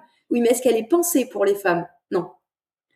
Donc il y a du travail à faire là-dessus et c'est voilà, à travers ce genre d'initiative, je pense qu'on participe à faire évoluer les choses et puis à mieux évoluer tous ensemble, femmes et hommes, au sortir de ces moments-là. Ouais, on a parlé matériel. Là, je vais en profiter pour faire un petit coucou à ma chérie, à Charlotte, qui galère comme c'est pas possible parce que elle chose du 42 et voilà, elle va se chausser bien souvent dans le rayon des hommes. Donc coucou Charlotte, je t'embrasse. Alors à part le cycle menstruel dans lequel évidemment je ne me retrouve pas, moi je me retrouve tout à fait dans ces valeurs, mais j'ai bien compris que j'aurais pas le droit de faire un stage avec vous. Ok, comment on fait pour s'inscrire à un stage organisé par Claire Floret? Comment on fait? Donne-nous concrètement les contacts, le mail, le numéro de téléphone. Vas-y. J'ai toujours dit que ce podcast n'était pas fait pour faire de la vente au profit des gens invités, mais là, franchement, j'ai envie de le faire. Donc, comment on fait pour s'inscrire au stage? Alors, on a un site internet qui s'appelle lejardindechignor.fr, tout simplement. Le jardin, alors on va prendre le temps de bien le détailler pour que les gens puissent avoir le temps de noter. Donc, on va sur internet. Ouais, sur n'importe quel moteur de recherche, si on tape les stages Donnons des ailes, E2LES au vélo, Ok. On trouve la possibilité de s'inscrire et donc on a des stages avec différentes thématiques. Certains qui sont plus axés sur le volume, certains qui sont plus axés sur l'apprentissage de fondamentaux autour de l'entraînement, donc mieux comprendre son entraînement et être capable de le gérer un peu plus en autonomie. On a des stages de préparation pour venir faire une étape du J-1. Bientôt, on va lancer des stages mécaniques. Ça, ce sera certainement pour 2027, où là, on va apprendre à monter et démonter un vélo. On a un séjour bikepacking. Donc là, c'est voilà un séjour sportif où on se retrouve entre nanas, où on part vraiment à l'aventure avec nos sacoches ensemble. Donc voilà, donc c'est les stages donnant des ailes au vélo sur n'importe quel moteur de recherche et on peut les trouver. D'accord. On trouvera le numéro de téléphone, on trouvera une adresse mail, on trouvera tout. Exactement. Et je te remercie pour cette petite communication. Ben non, non, mais c'est la moindre des choses. J'écouterai ce podcast et j'aurai le droit de participer au stage. Je me poserai la question de savoir comment je fais pour m'inscrire, comment je contacte, par quelle voie je vais pouvoir le faire. Donc non, c'est normal et c'est intéressant. Et puis après, voilà, ceux qui veulent en savoir plus ou qui n'ont pas eu le temps de noter, n'hésitez pas à revenir vers moi, nous contacter d'une manière ou d'une autre, et nous on fera le transfert pour voilà. Et sans vouloir paraître lourdingue, si par exemple on te contacte et on te dit voilà, parce que moi je pose la question parce qu'on le fait pour moi. Des fois on me contacte, on dit voilà, nous on voudrait pas participer à vos stages individuels ouverts à tous. Nous on voudrait un stage que pour nous, un club, une association, un groupe de potes. Et je leur dis bah oui, pas de problème, bien évidemment. Le but c'est que ça réponde à un besoin. Donc est-ce que si on te contacte à une date, un groupe de potes, mixte ou pas mixte d'ailleurs, peu importe. Il y a une offre de stages sur mesure ou ce ne sont que des stages que vous avez bien formalisés et déclinés avec des dates. Est-ce que si on arrive comme ça et qu'on vous lance une proposition, vous êtes en mesure d'y répondre ou pas? Oui, tout à fait. Ça, c'est quelque chose qu'on aimerait bien développer d'ailleurs, les stages sur mesure, au-delà de nos stages qui sont militants, comme tu l'auras compris. On souhaite aussi voilà développer des stages en mixité ou des stages d'hommes ou des stages sur mesure. Ça peut être des femmes aussi. On a des stagiaires qui sont venus l'année dernière et qui ont eu envie de venir qu'avec leurs copines, avec des ateliers ciblés sur des choses qu'elles voulaient bosser. Donc ça, c'est possible. On fait même des séjours avec juste le gîte et le couvert et on donne les traces pour aller rouler sur les belles routes du Puy-de-Dôme. Donc tout est possible. On peut fabriquer du sur-mesure et on sera ravis de le faire et on accueillera les hommes avec autant de chaleur qu'on accueille les femmes. Et parce que là, j'ai cru comprendre que vous aviez aussi à votre disposition une structure pour accueillir. Donc ça veut dire que On a un gîte. voilà, ok, il y a un gîte qui peut accueillir 12 personnes. 12 personnes. Okay. Voilà. Et qui est même disponible en location le reste du temps. D'accord. Et voilà, okay. On peut accueillir 12 personnes en 6 chambres. On n'a que des lits simples séparés parce qu'avec les stagiaires, forcément, on connaît pas toujours les personnes avec qui on part, Oui, avec sûr. possibilité de les rapprocher si besoin. Donc voilà, c'est une maison familiale. Donc c'était un peu un double projet, un projet familial et de reconversion que de racheter cette maison pour lancer ces stages et puis donner une deuxième vie à cette maison puisque mon fiston est la 5e génération à vivre dans cette maison de la famille. D'accord, donc tu donnes des ailes au vélo et tu donnes de la vie aux maisons. Voilà, ouais, c'est ça, c'est bien résumé. Ok, et ça se trouve où? En C'est Auvergne, j'ai bien compris. dans le parc naturel régional du Livradois-Forez. Donc c'est à côté de Thiers, à 15 km de Thiers, dans le département du Puy-de-Dôme, région Auvergne. Ok, ok. Tu peux répéter le nom, s'il te plaît? Le gîte s'appelle le Jardin de Chignor. Le jardin de Chignor. Ok, bon pareil, on va sur un moteur de recherche, on tape le jardin de Chignor, C-H-I, Chignor, G-N-O-R-E-S. Sans S. Et c'est dans le petit village de Volorville, qui est un super joli petit village avec un château et une magnifique église. Volorville? Volorville, tout à fait. Je note en même temps que les gens qui nous écoutent notent Volorville. V-A-U. V-O-2-L-O-R-E. Plus loin, ville. V-O-2-L-O-R-E. D'accord, Volorville. Ok. C'est ça. Super. Bah écoute, on a même abordé les sujets. Enfin, tu as même anticipé sur les sujets un peu de militantisme, de parité du sport au féminin. Mais bon, j'ai même pas eu besoin de te poser la question parce que t'as complètement répondu à tout ça. Sauf si tu veux rajouter quelque chose sur le sport au féminin, sur la parité, parce que voilà, oui, effectivement, je fais partie de ces hommes qui sont pas dérangés de faire toute une course derrière une femme et d'être doublé par elle, ça ne me pose pas de souci, voilà, ou de faire du vélo sans vouloir être le premier en haut de la bosse, ça me dérange pas d'être doublé, mais on n'est pas tous comme ça, et je crois que des gens, enfin que porter la parole du sport au féminin et de la parité, c'est quelque chose de très important. Donc, tu en as déjà pas mal parlé. S'il y a quelque chose que tu souhaites ajouter sur ce sujet de la parité, vas-y, n'hésite pas, parce que je crois que c'est une parole qui mérite d'être portée. J'ai fait partie de cette génération qui, stupéfait devant leur télévision, ont assisté à l'échange entre Marc Madiot et Jeannie Longo.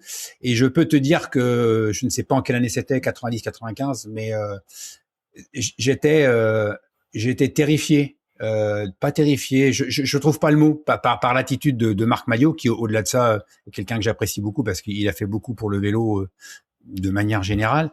Mais c'est vrai que quand on écoute, quand on réécoute et qu'on revoit ce moment d'échange entre un sportif et une sportive, on a quand même fait beaucoup de chemin. Ouais, tout à fait. On voit bien que à ce moment-là, il y avait l'idée. Alors c'est toujours le cas, parce que moi j'ai eu en 2017, j'ai eu l'occasion d'échanger avec Marc Madiot justement sur un peu sur le sujet du Tour de France. Est-ce que le Tour de France est-il fait pour les femmes? C'était ça le sujet de notre débat. Donc les choses ont évolué, mais il y a quand même quelques résurgences encore. Il y a un lourd passif. Oui, bah il a un lourd passif, et donc peut-être qu'il surjoue un petit peu ce rôle aussi, mais lui, son propos était de me dire, si vous voulez passer à la télé, si vous voulez intéresser le public, qui est principalement du public masculin qui regarde le sport, faites en sorte d'être plus sexy. En gros, c'était ça le propos. Wow. Et ouais. Alors, et c'était pas formulé exactement comme ça, mais pas loin, en disant il faudrait que les cuissards soient plus courts, il faut donner envie au public de regarder. Et moi, mon propos, c'était de dire, ok, quand on est là en tant que sportive, est-ce qu'on pourrait pas s'intéresser à nos performances plutôt qu'à notre physique? Ouais. Voilà. Et donc, ça me fait penser, tu me demandais si j'avais autre chose à dire, ça me fait penser un petit peu à mon chemin, mon parcours à moi personnel, et pour raconter un petit peu ma vie de jeune fille. Moi, quand j'étais à l'école, j'étais la seule fille qui faisait du foot à la récré. Et à cette époque-là, en fait, j'aimais bien. Je me disais, je suis une fille un peu différente, ça me plaît. Finalement, je ressemble aux garçons. Et je crois que mon référentiel à moi, la norme, ce qui était bien, en tout cas quand on parlait de sport, c'était les garçons. Et d'être acceptée parmi eux, d'être la seule fille au milieu des garçons, c'était chouette. Mais du coup, tout le monde me disait que j'étais un garçon manqué, mais au fond de moi, je trouvais ça plutôt positif, parce qu'on disait que j'étais un garçon, et comme pour moi, c'était la norme, c'était la chose positive, bah, très bien. Et ma mère, à l'époque, me disait que non, j'étais pas un garçon manqué, j'étais une fille sportive. Et je la remercie beaucoup pour ses propos, parce que je pense que ça a semé quelque chose de positif à l'époque, c'est-à-dire que elle m'a un peu ôté de l'esprit le fait que être une fille, c'était pas bien, être un garçon, c'était forcément bien. Elle me donnait la possibilité d'être une fille, mais en positif, en faisant un truc en plus, peut-être quelque chose qui n'était pas attendu à ce moment-là d'une petite fille. Et donc, voilà, j'ai grandi, et puis après, je suis devenue prof de PS, et je me suis retrouvée dans un établissement où il y avait 80% de filles, beaucoup de sections soins à la personne, et notamment une section esthétique. Et je me rendais bien compte qu'avec ces élèves-là, il y avait un truc qui passait pas. À chaque fois, ça coinçait entre elles et moi. Et ce qui m'est venu à l'esprit, c'est qu'en fait, leur représentation de ce que devait être une femme était pas la même que moi. Et que moi, je leur renvoyais quelque chose sûrement de désagréable, là où elles me renvoyaient aussi quelque chose de désagréable. C'est-à-dire que moi, j'avais l'impression que elles, en étant assez portées sur leur apparence, c'était pas le cas de toutes, hein, évidemment, c'est sans faire de clichés non plus sur les esthéticiennes qui seraient toutes avec des longs ongles et bien maquillées, c'est pas le cas du tout, mais en tout cas, certaines d'entre elles, elles voulaient pas faire de sport parce que elles étaient pas à l'aise, voilà, ça pouvait impacter un petit peu le côté esthétique de leur apparence. Et donc, à ce moment-là, je me suis dit, ok, elles ont droit d'être femmes comme elles le souhaitent, mais moi, j'ai droit d'être femme comme je le souhaite également. Et il aura fallu quand même 22, 23, 24 ans avant que j'en arrive à cheminer ainsi, et de me dire que finalement, on peut être une fille faire des choses qui, pour l'instant, ont une surreprésentation masculine et avoir le droit de les faire. Et pourquoi on montrerait pas différentes manières d'être féminine, en fait. C'est qu'elle, elle puisse être comme elle le souhaite, que moi, je puisse être comme je le suis. Et pour revenir sur les propos de Marc Madiot, en fait, on voit bien que ça le gêne parce que Jeannie Longo, elle colle pas à sa représentation de ce que lui imagine être une femme. Et c'est le problème, en fait. C'est le problème dans beaucoup de sports, dans le sport déjà. Il n'est pas attendu d'une femme qu'elle fasse du sport parce qu'elle peut abîmer son corps.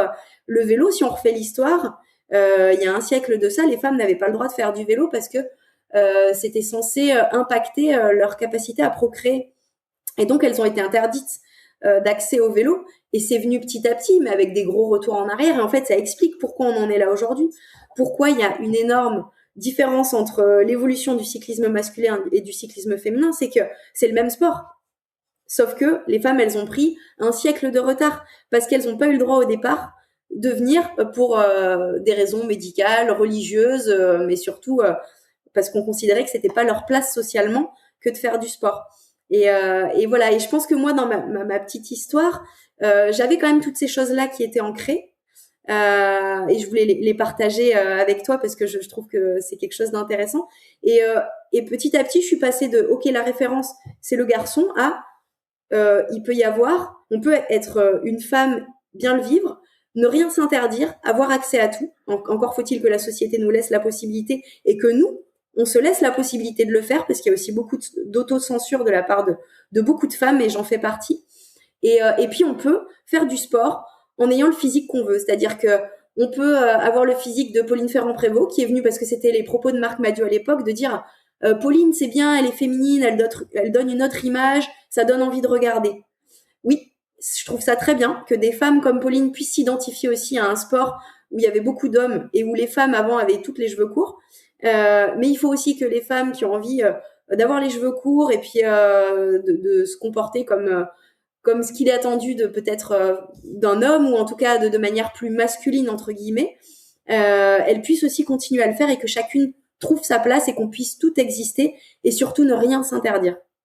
Là, franchement, je ne sais pas si on pourrait faire meilleure ambassadrice du sport féminin et de la parité. On aura gagné. Est-ce qu'on aura gagné quand, au lieu de dire garçon manqué, je trouve ça horrible, garçon manqué. Est-ce qu'on aura gagné quand, à la place de dire garçon manqué, on dira fille réussie?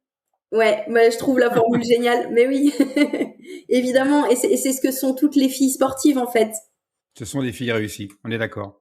On est d'accord. Et puis au-delà de ça, tu parlais des limites que se mettent les femmes d'un point de vue de l'apparence. Mais moi, qui ai connu ça aussi dans la course à pied, on interdisait aux femmes de faire plus long que 800 mètres. Mais c'est la même chose dans d'autres sports comme la natation, par exemple.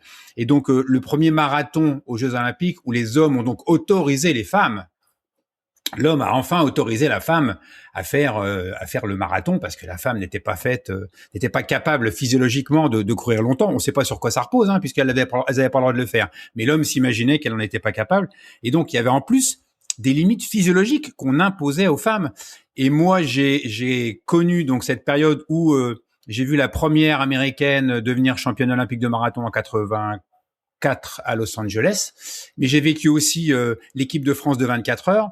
Où je finis premier français en étant 9e mondial, 9e masculin mondial au championnat du monde en 2009, et je suis 3e française, parce que devant moi, il y a 2 filles de l'équipe de France qui sont championnes du monde et vice-championnes du monde, et qui doivent finir 5e ou 6e au scratch, et qui donc sont devant 95% des hommes.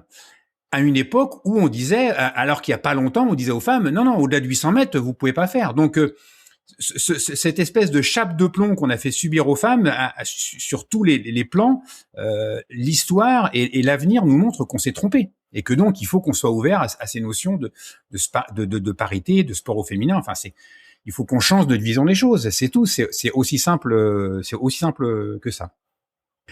On passe à des questions un peu plus courtes pour essayer de te découvrir un peu plus. Question courte, ça veut pas forcément dire réponse courte, mais des questions, je dirais, pas banal, mais un peu plus basique. On a vu que tu avais fait beaucoup de sport, escalade, vélo, basket, etc., etc. Donc, je vais forcément te demander quel est ton meilleur souvenir de sport. Alors moi, ce que j'aime dans le sport, c'est vraiment le côté collectif. Je dirais que le meilleur souvenir, ça a été de faire gagner une coéquipière en équipe qui, elle, m'avait fait gagner la semaine précédente. Donc vraiment, cet aspect collectif, comme on disait tout à l'heure, le sport individuel qui se joue par équipe, et ça a tellement plus de saveur quand c'est construit ensemble et ça décuple en fait le plaisir à l'arrivée. Ouais, c'est vrai. Pour avoir vécu aussi des victoires collectives, ouais, c'est vrai que quand on fait un sport individuel, mais comme tu le disais, je me rappelle plus de la formule, mais elle était très pertinente ta formule, la formule que tu as utilisée. Mais un sport individuel qu'on fait de manière collective, c'est vrai que quand on a la chance de vivre du collectif dans un sport individuel, c'est assez génial. C'est un beau souvenir. Par opposition, forcément, je vais te demander, même si c'est pas forcément obligé qu'il y en ait un, le pire souvenir de sport. Bah, du coup, celui qui me vient toujours, justement, par rapport à la notion collective, quand j'étais gamine, j'ai fait du basket. Donc, c'était mon premier sport collectif. Et en fait, je me suis rendu compte que j'appréciais pas la victoire et j'arrivais pas à pleurer non plus la défaite parce que j'avais tellement pas l'impression d'avoir participé à cet effort collectif parce que je cirais le banc quasiment tout le match et que dans le meilleur des cas, je rentrais quelques minutes, que dans un premier temps, ça m'a fâchée avec les sports collectifs parce que je m'identifiais pas du tout à la performance de l'équipe. D'accord. Ok. Mais il y a beaucoup de sportifs qui se et une fois de plus, moi je me retrouve complètement dans ce que tu décris. Hein. Moi c'était en foot et c'est la même chose. Donc je pense qu'il y a plein de gens qui se reconnaîtront dans ce type de souvenir. Ta plus belle performance. Sans hésitation, c'est ma première victoire au championnat d'Île-de-France. En Personne ne cyclisme. m'attendait. Oui, En de cyclisme. cyclisme, pardon. Donc C'est tellement de sport, donc faut préciser. Hein. j'étais déjà grande. Ouais, à ce moment-là, en fait, j'étais un peu le petit pousset. Et justement, l'équipe a super bien bossé. Donc moi, quand je pratiquais en compétition, j'étais sprinteuse. Et il faut pas amener une sprinteuse à l'arrivée. Ou alors, il faut être plus sprinteuse qu'elle. Et ce jour-là, beau travail d'équipe, j'arrive à sortir en échappée. On se retrouve, je crois qu'on était 7 en échappée. J'ai une coéquipière qui fait le dernier tour à rythme soutenu. Personne n'a essayé d'attaquer et bah évidemment, je vais faire le sprint et je gagne le sprint devant deux filles qui ont été pros par la suite et qui avaient l'habitude d'être toujours sur les podiums et puis sur la première marche ou pas loin. Et je me rappelle de leur tête déconfite sur le podium et moi c'était tellement inespéré parce que j'étais concrètement plus faible qu'elle si on regarde sur le papier, hein. Mais notre travail collectif et notre intelligence dans le sport a permis de gagner cette victoire des championnats d'Île-de-France. D'accord. Alors, est-ce que c'est aussi celle dont tu es la plus fière? Parce que on peut trouver que c'est notre plus belle performance, pas forcément celle dont on est la plus fière. Donc, c'est pour ça que je te pose la question, parce qu'elles peuvent être différentes, mais peut-être que c'est aussi celle dont tu es la plus fière. Ou est-ce qu'il y en a une autre? Est-ce qu'il y a une autre performance, un autre résultat dont tu es extrêmement fier?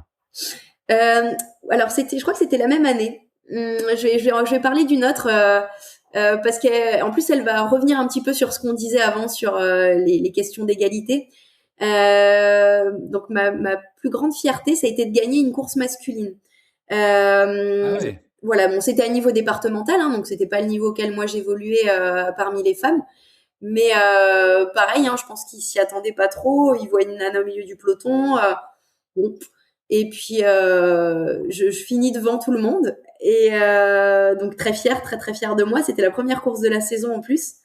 Et pour la petite anecdote, au moment du podium, on appelle le troisième, il vient pas. Le deuxième, il était pas là non plus. On m'appelle moi, donc je monte seule sur mon podium. Et en fait, les deuxième et troisième ne sont pas venus, donc j'imagine qu'ils devaient se Ouais. sentir, je sais pas, je sais pas quel terme employer, je sais pas ce qu'ils ont ressenti exactement, mais en tout cas, ils ont pas assumé d'être derrière une femme sur le podium. Ce que je trouve super dommage et parce que voilà, moi j'ai évolué à niveau national, je me retrouve sur un niveau départemental. Après, on était à un niveau équivalent, hein, je veux dire, j'ai pas survolé la course, hein, mais voilà, j'ai trouvé ça hyper dur en fait, que comme si on ne reconnaissait pas ma victoire ce jour-là. Et pour moi, ça a été, ouais, ça a été quand même c'est une anecdote que je raconte assez souvent parce que marquante, quoi. On dénigrait ma performance, en fait, le fait d'être une femme et d'avoir battu des hommes comme si celle-ci n'avait pas de valeur. Et en fait, le second s'appelait Marc Madiot et le troisième s'appelait Yvon Madiot. Et là, c'est fini, j'aurai jamais la chance d'avoir Marc Madiot dans mon podcast Figure de sport, parce que si par malheur il l'écoute, par bonheur il l'écoute, là c'est mort, je suis grillé.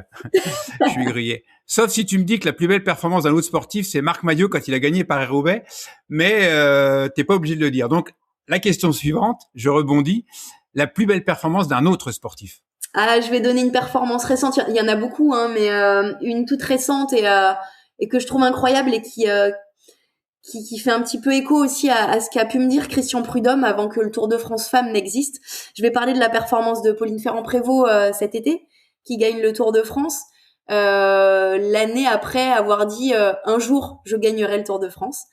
Elle l'a fait. Je suis impressionnée par sa capacité à se mobiliser, enfin autour d'un objectif qu'elle se fixe, et elle s'est donné les moyens vraiment d'arriver à ce qu'elle souhaitait, et ça fait écho à ce que disait Christian Prudhomme, tout simplement parce qu'en 2017 on a eu l'occasion d'échanger sur pourquoi pas de Tour de France féminin, et il m'a dit parmi plein d'autres choses et notamment des raisons logistiques sur le fait qu'il pouvait pas organiser les deux courses en même temps, que on organiserait un Tour de France féminin le jour où on aurait des Françaises qui seraient en capacité de le gagner, ou en tout cas de briller, et que le public français puisse s'identifier.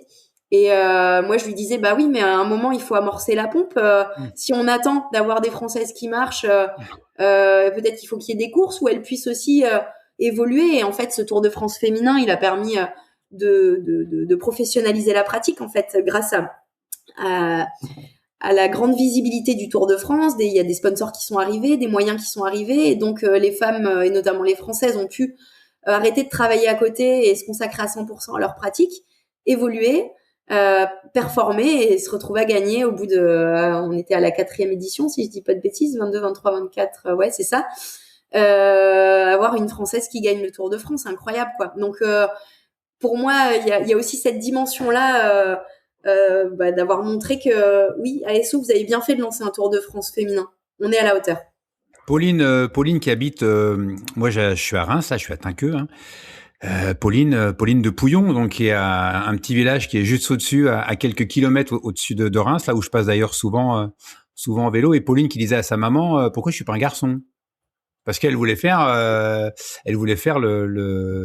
Tour de France. Donc voilà, donc c'est vrai que toi ça ressemble, on revient un peu à ce que tu disais, que toi t'étais, ça ne te dérangeait pas qu'on te prenne pour un garçon, mais Pauline aussi voulait devenir un garçon pour faire le Tour de France, donc je crois qu'elle a réussi son rêve, et ça c'est vrai que c'est une extraordinaire performance d'un autre sportif. Et en restant fille, elle a pu réaliser son rêve.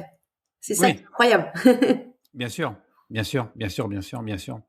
On partage ce côté prof de PS, et moi il y a vraiment des choses que j'aime mettre en avant quand on s'adresse à quand je m'adresse à des élèves, ou maintenant quand je m'adresse à des sportifs. Je pense qu'il faut être très conscient de ce que sont nos points forts et nos points faibles. Donc je sais que le prof de PS que tu es encore est capable de répondre à ça, et j'aimerais bien savoir ce que tu penses d'abord de est-ce qu'il faut d'abord plutôt travailler ses points forts ou ses points faibles.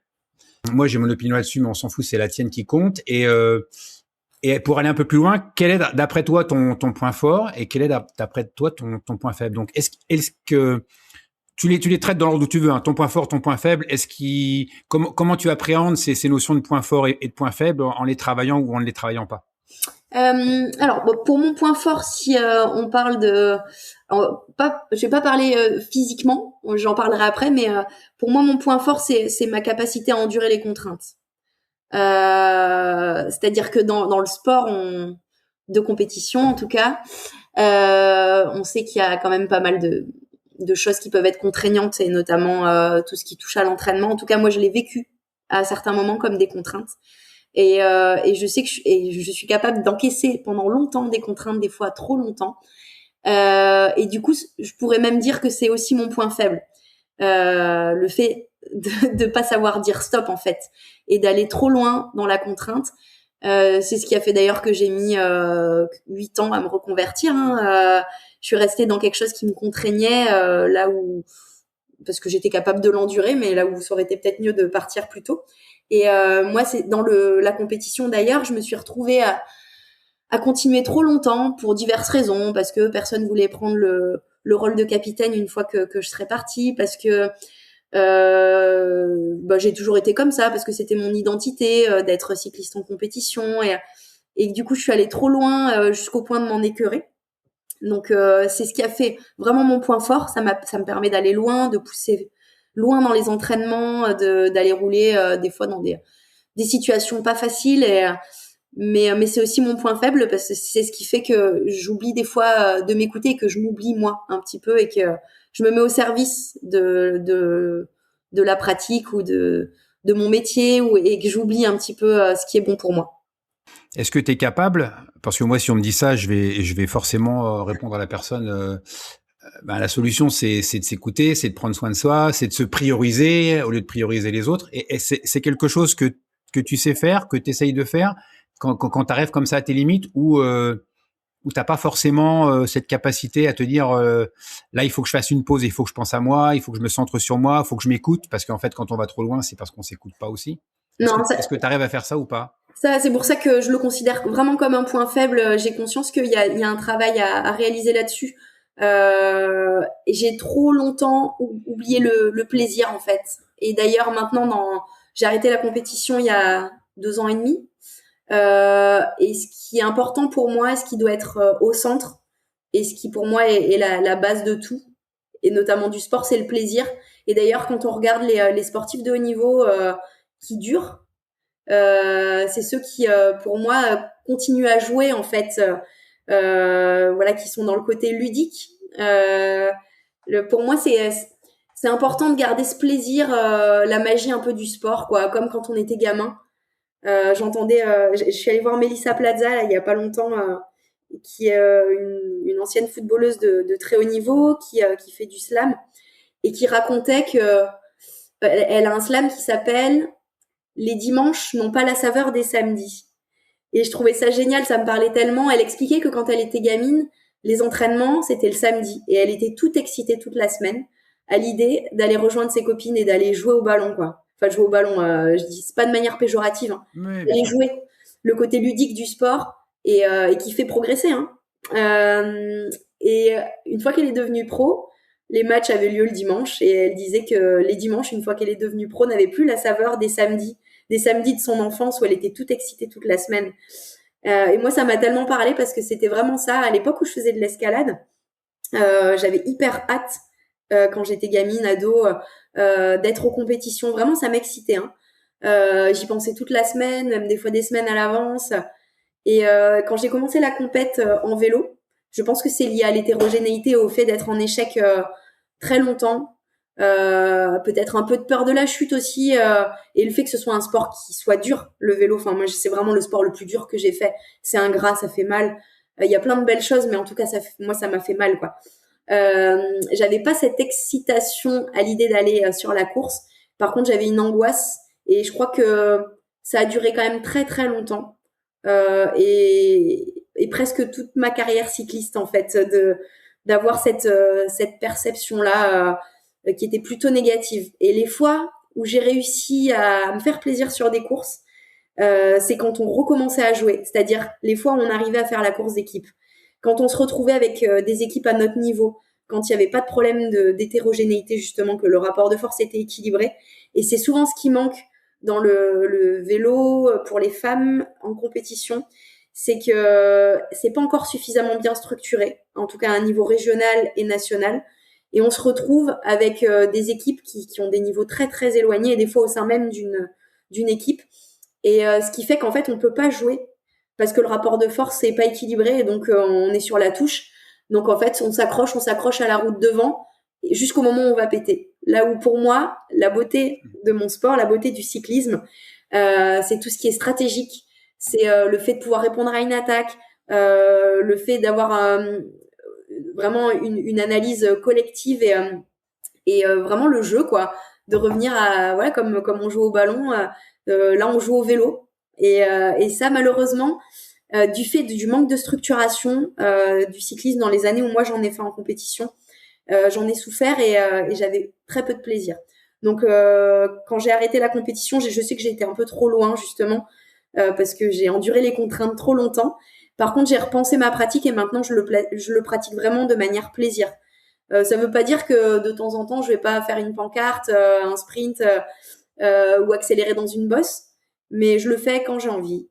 Je le fais pour jouer et le reste du temps, je fais du vélo avec un certain volume, mais par contre dans des beaux paysages, les jours où il fait beau, sans mettre forcément un réveil trop tôt le matin.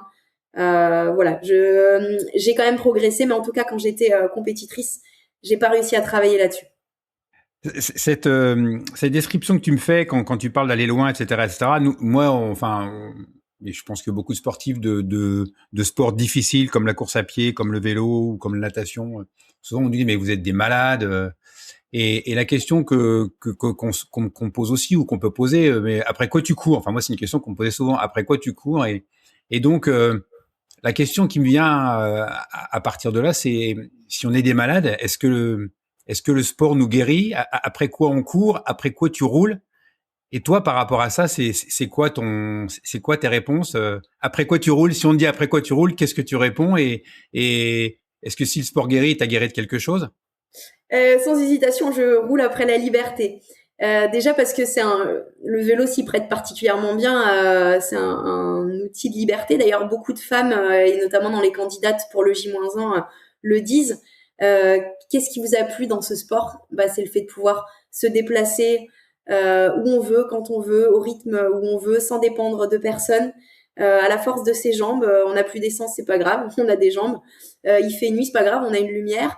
Donc c'est vraiment ce côté liberté. Moi, quand je disais mon premier contact avec un vélo, c'était à 18 ans. En réalité, non, comme tout le monde, hein, quand j'avais 6 ou 7 ans. Je me rappelle, j'allais au caté à l'époque. J'allais au caté à vélo. C'était les premières fois où mes parents me laissaient partir seule, en fait, en autonomie.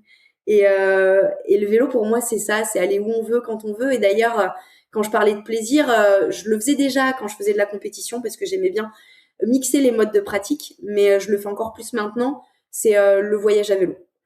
On peut faire ce qu'on veut. Alors moi je le fais en mode un peu carte bleue. Alors je dors en dur, mais si on veut pousser le truc et qu'on le fait vraiment en mode liberté, on a la possibilité de partir avec la tente et de pouvoir dormir vraiment où on veut, de se poser à des endroits où la vue est imprenable.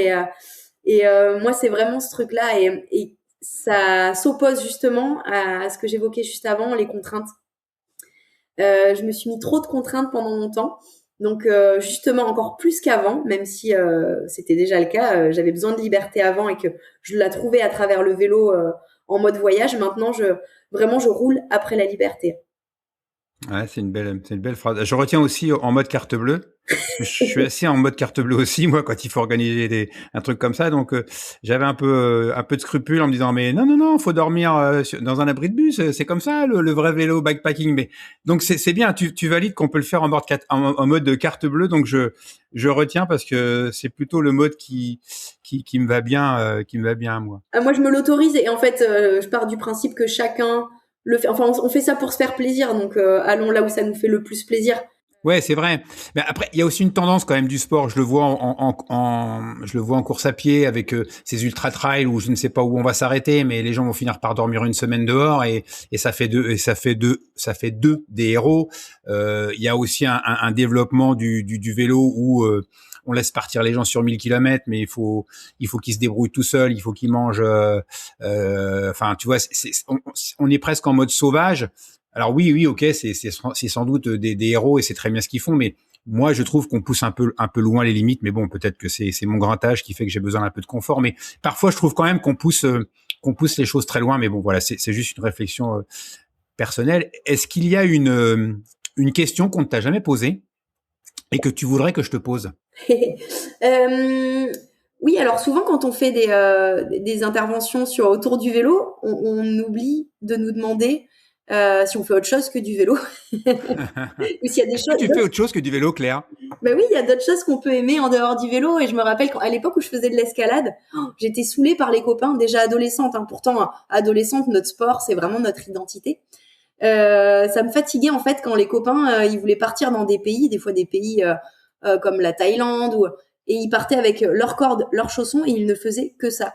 Et moi, j'ai beau adorer le sport et avoir besoin du sport en permanence et quotidiennement dans ma vie. J'aime bien aussi d'autres choses à côté. Et oui, j'aime d'autres choses et j'en parlais tout à l'heure. J'ai commencé à 36 ans la batterie. Je suis pas du tout d'une famille de musiciens. J'avais quasiment pas fait de musique à l'école, dans ma jeunesse, à part voilà peut-être de la flûte et peut-être toucher un peu un clavier. Et donc là, j'ai commencé la batterie et j'adore ça. C'est un instrument physique justement. C'est peut-être ça que j'aime. Et j'ai découvert qu'on parlait du corps qui s'adaptait à tout, que même adulte finalement, le cerveau il peut s'adapter aussi et être assez malléable pour apprendre de nouvelles choses et notamment de la dissociation ou de la coordination, enfin des choses qui paraissent pas évidentes quand on commence tardivement. Donc voilà, j'avais envie de partager avec toi, avec vous, le fait que j'aime d'autres choses et notamment la batterie. Et sinon, j'adore aussi manger et donc cuisiner parce que c'est le meilleur moyen de bien manger. Oui, c'est très bon là, ce que tu disais par rapport à la batterie. On a découvert, enfin on sait maintenant que c'est très bon pour la plasticité cérébrale. Alors toi, tu es peut-être encore un peu jeune pour penser à ça, mais moi, par exemple, je fais en sorte de travailler ma plasticité cérébrale pour pas que ça dégénère trop vite. Donc oui, je pense que. Mais du coup, si tu es aussi doué pour la batterie que tu l'es pour le vélo, dans quelques temps, dans 3 ans, on va te retrouver en train de faire des concerts. Alors, il y a des concerts, j'en ai déjà fait parce que ma crainte, c'était évidemment de retomber dans la musique de la même manière que dans le sport, c'est-à-dire dans une notion de performance et de toujours plus.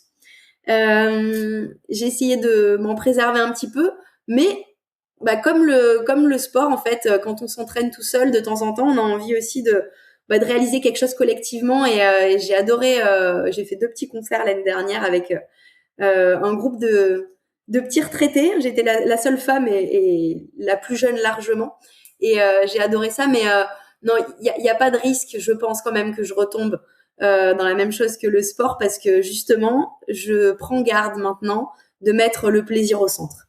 Très bien, super. C'est pas la conclusion, même si on en avait déjà à presque 2 heures d'échange. J'ai pas vu le temps passer. C'est toi qui va conclure ce podcast. C'est toi qui terminera par la question qu'on pose tout le temps, que je pose tout le temps. Ce podcast s'appelle Figure de sport.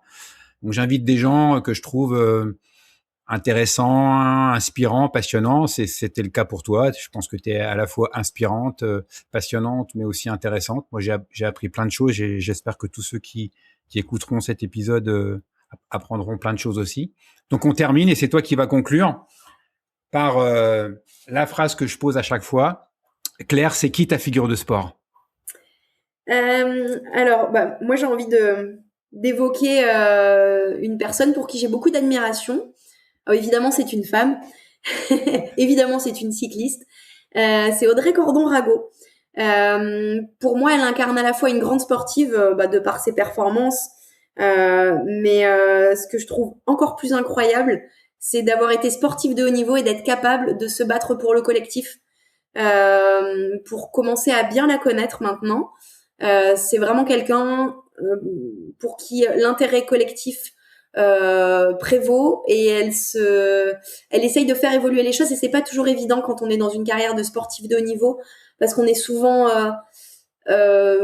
fixé sur pas mal de choses qui vont nous permettre d'améliorer nos propres performances, que les autres parfois c'est les adversaires et voilà, on est ensemble au syndicat français des coureurs cyclistes, donc j'apprends à la découvrir et ainsi que Marion Clignet qui est présidente, Audrey est vice-présidente, et ces 2 personnes sportives de haut niveau, les 2, qui ont été sportives de haut niveau et qui ont envie de se battre pour les intérêts des autres femmes pratiquantes. Et je trouve ça génial. Donc voilà, pour moi c'est Audrey Cordon-Rago et Marion Clignet. Mais voilà, Audrey parce que elle vient juste de sortir de sa carrière et qu'en plus elle nous a fait vibrer à travers ses performances sportives. Merci Claire. Avec plaisir, merci Bruno.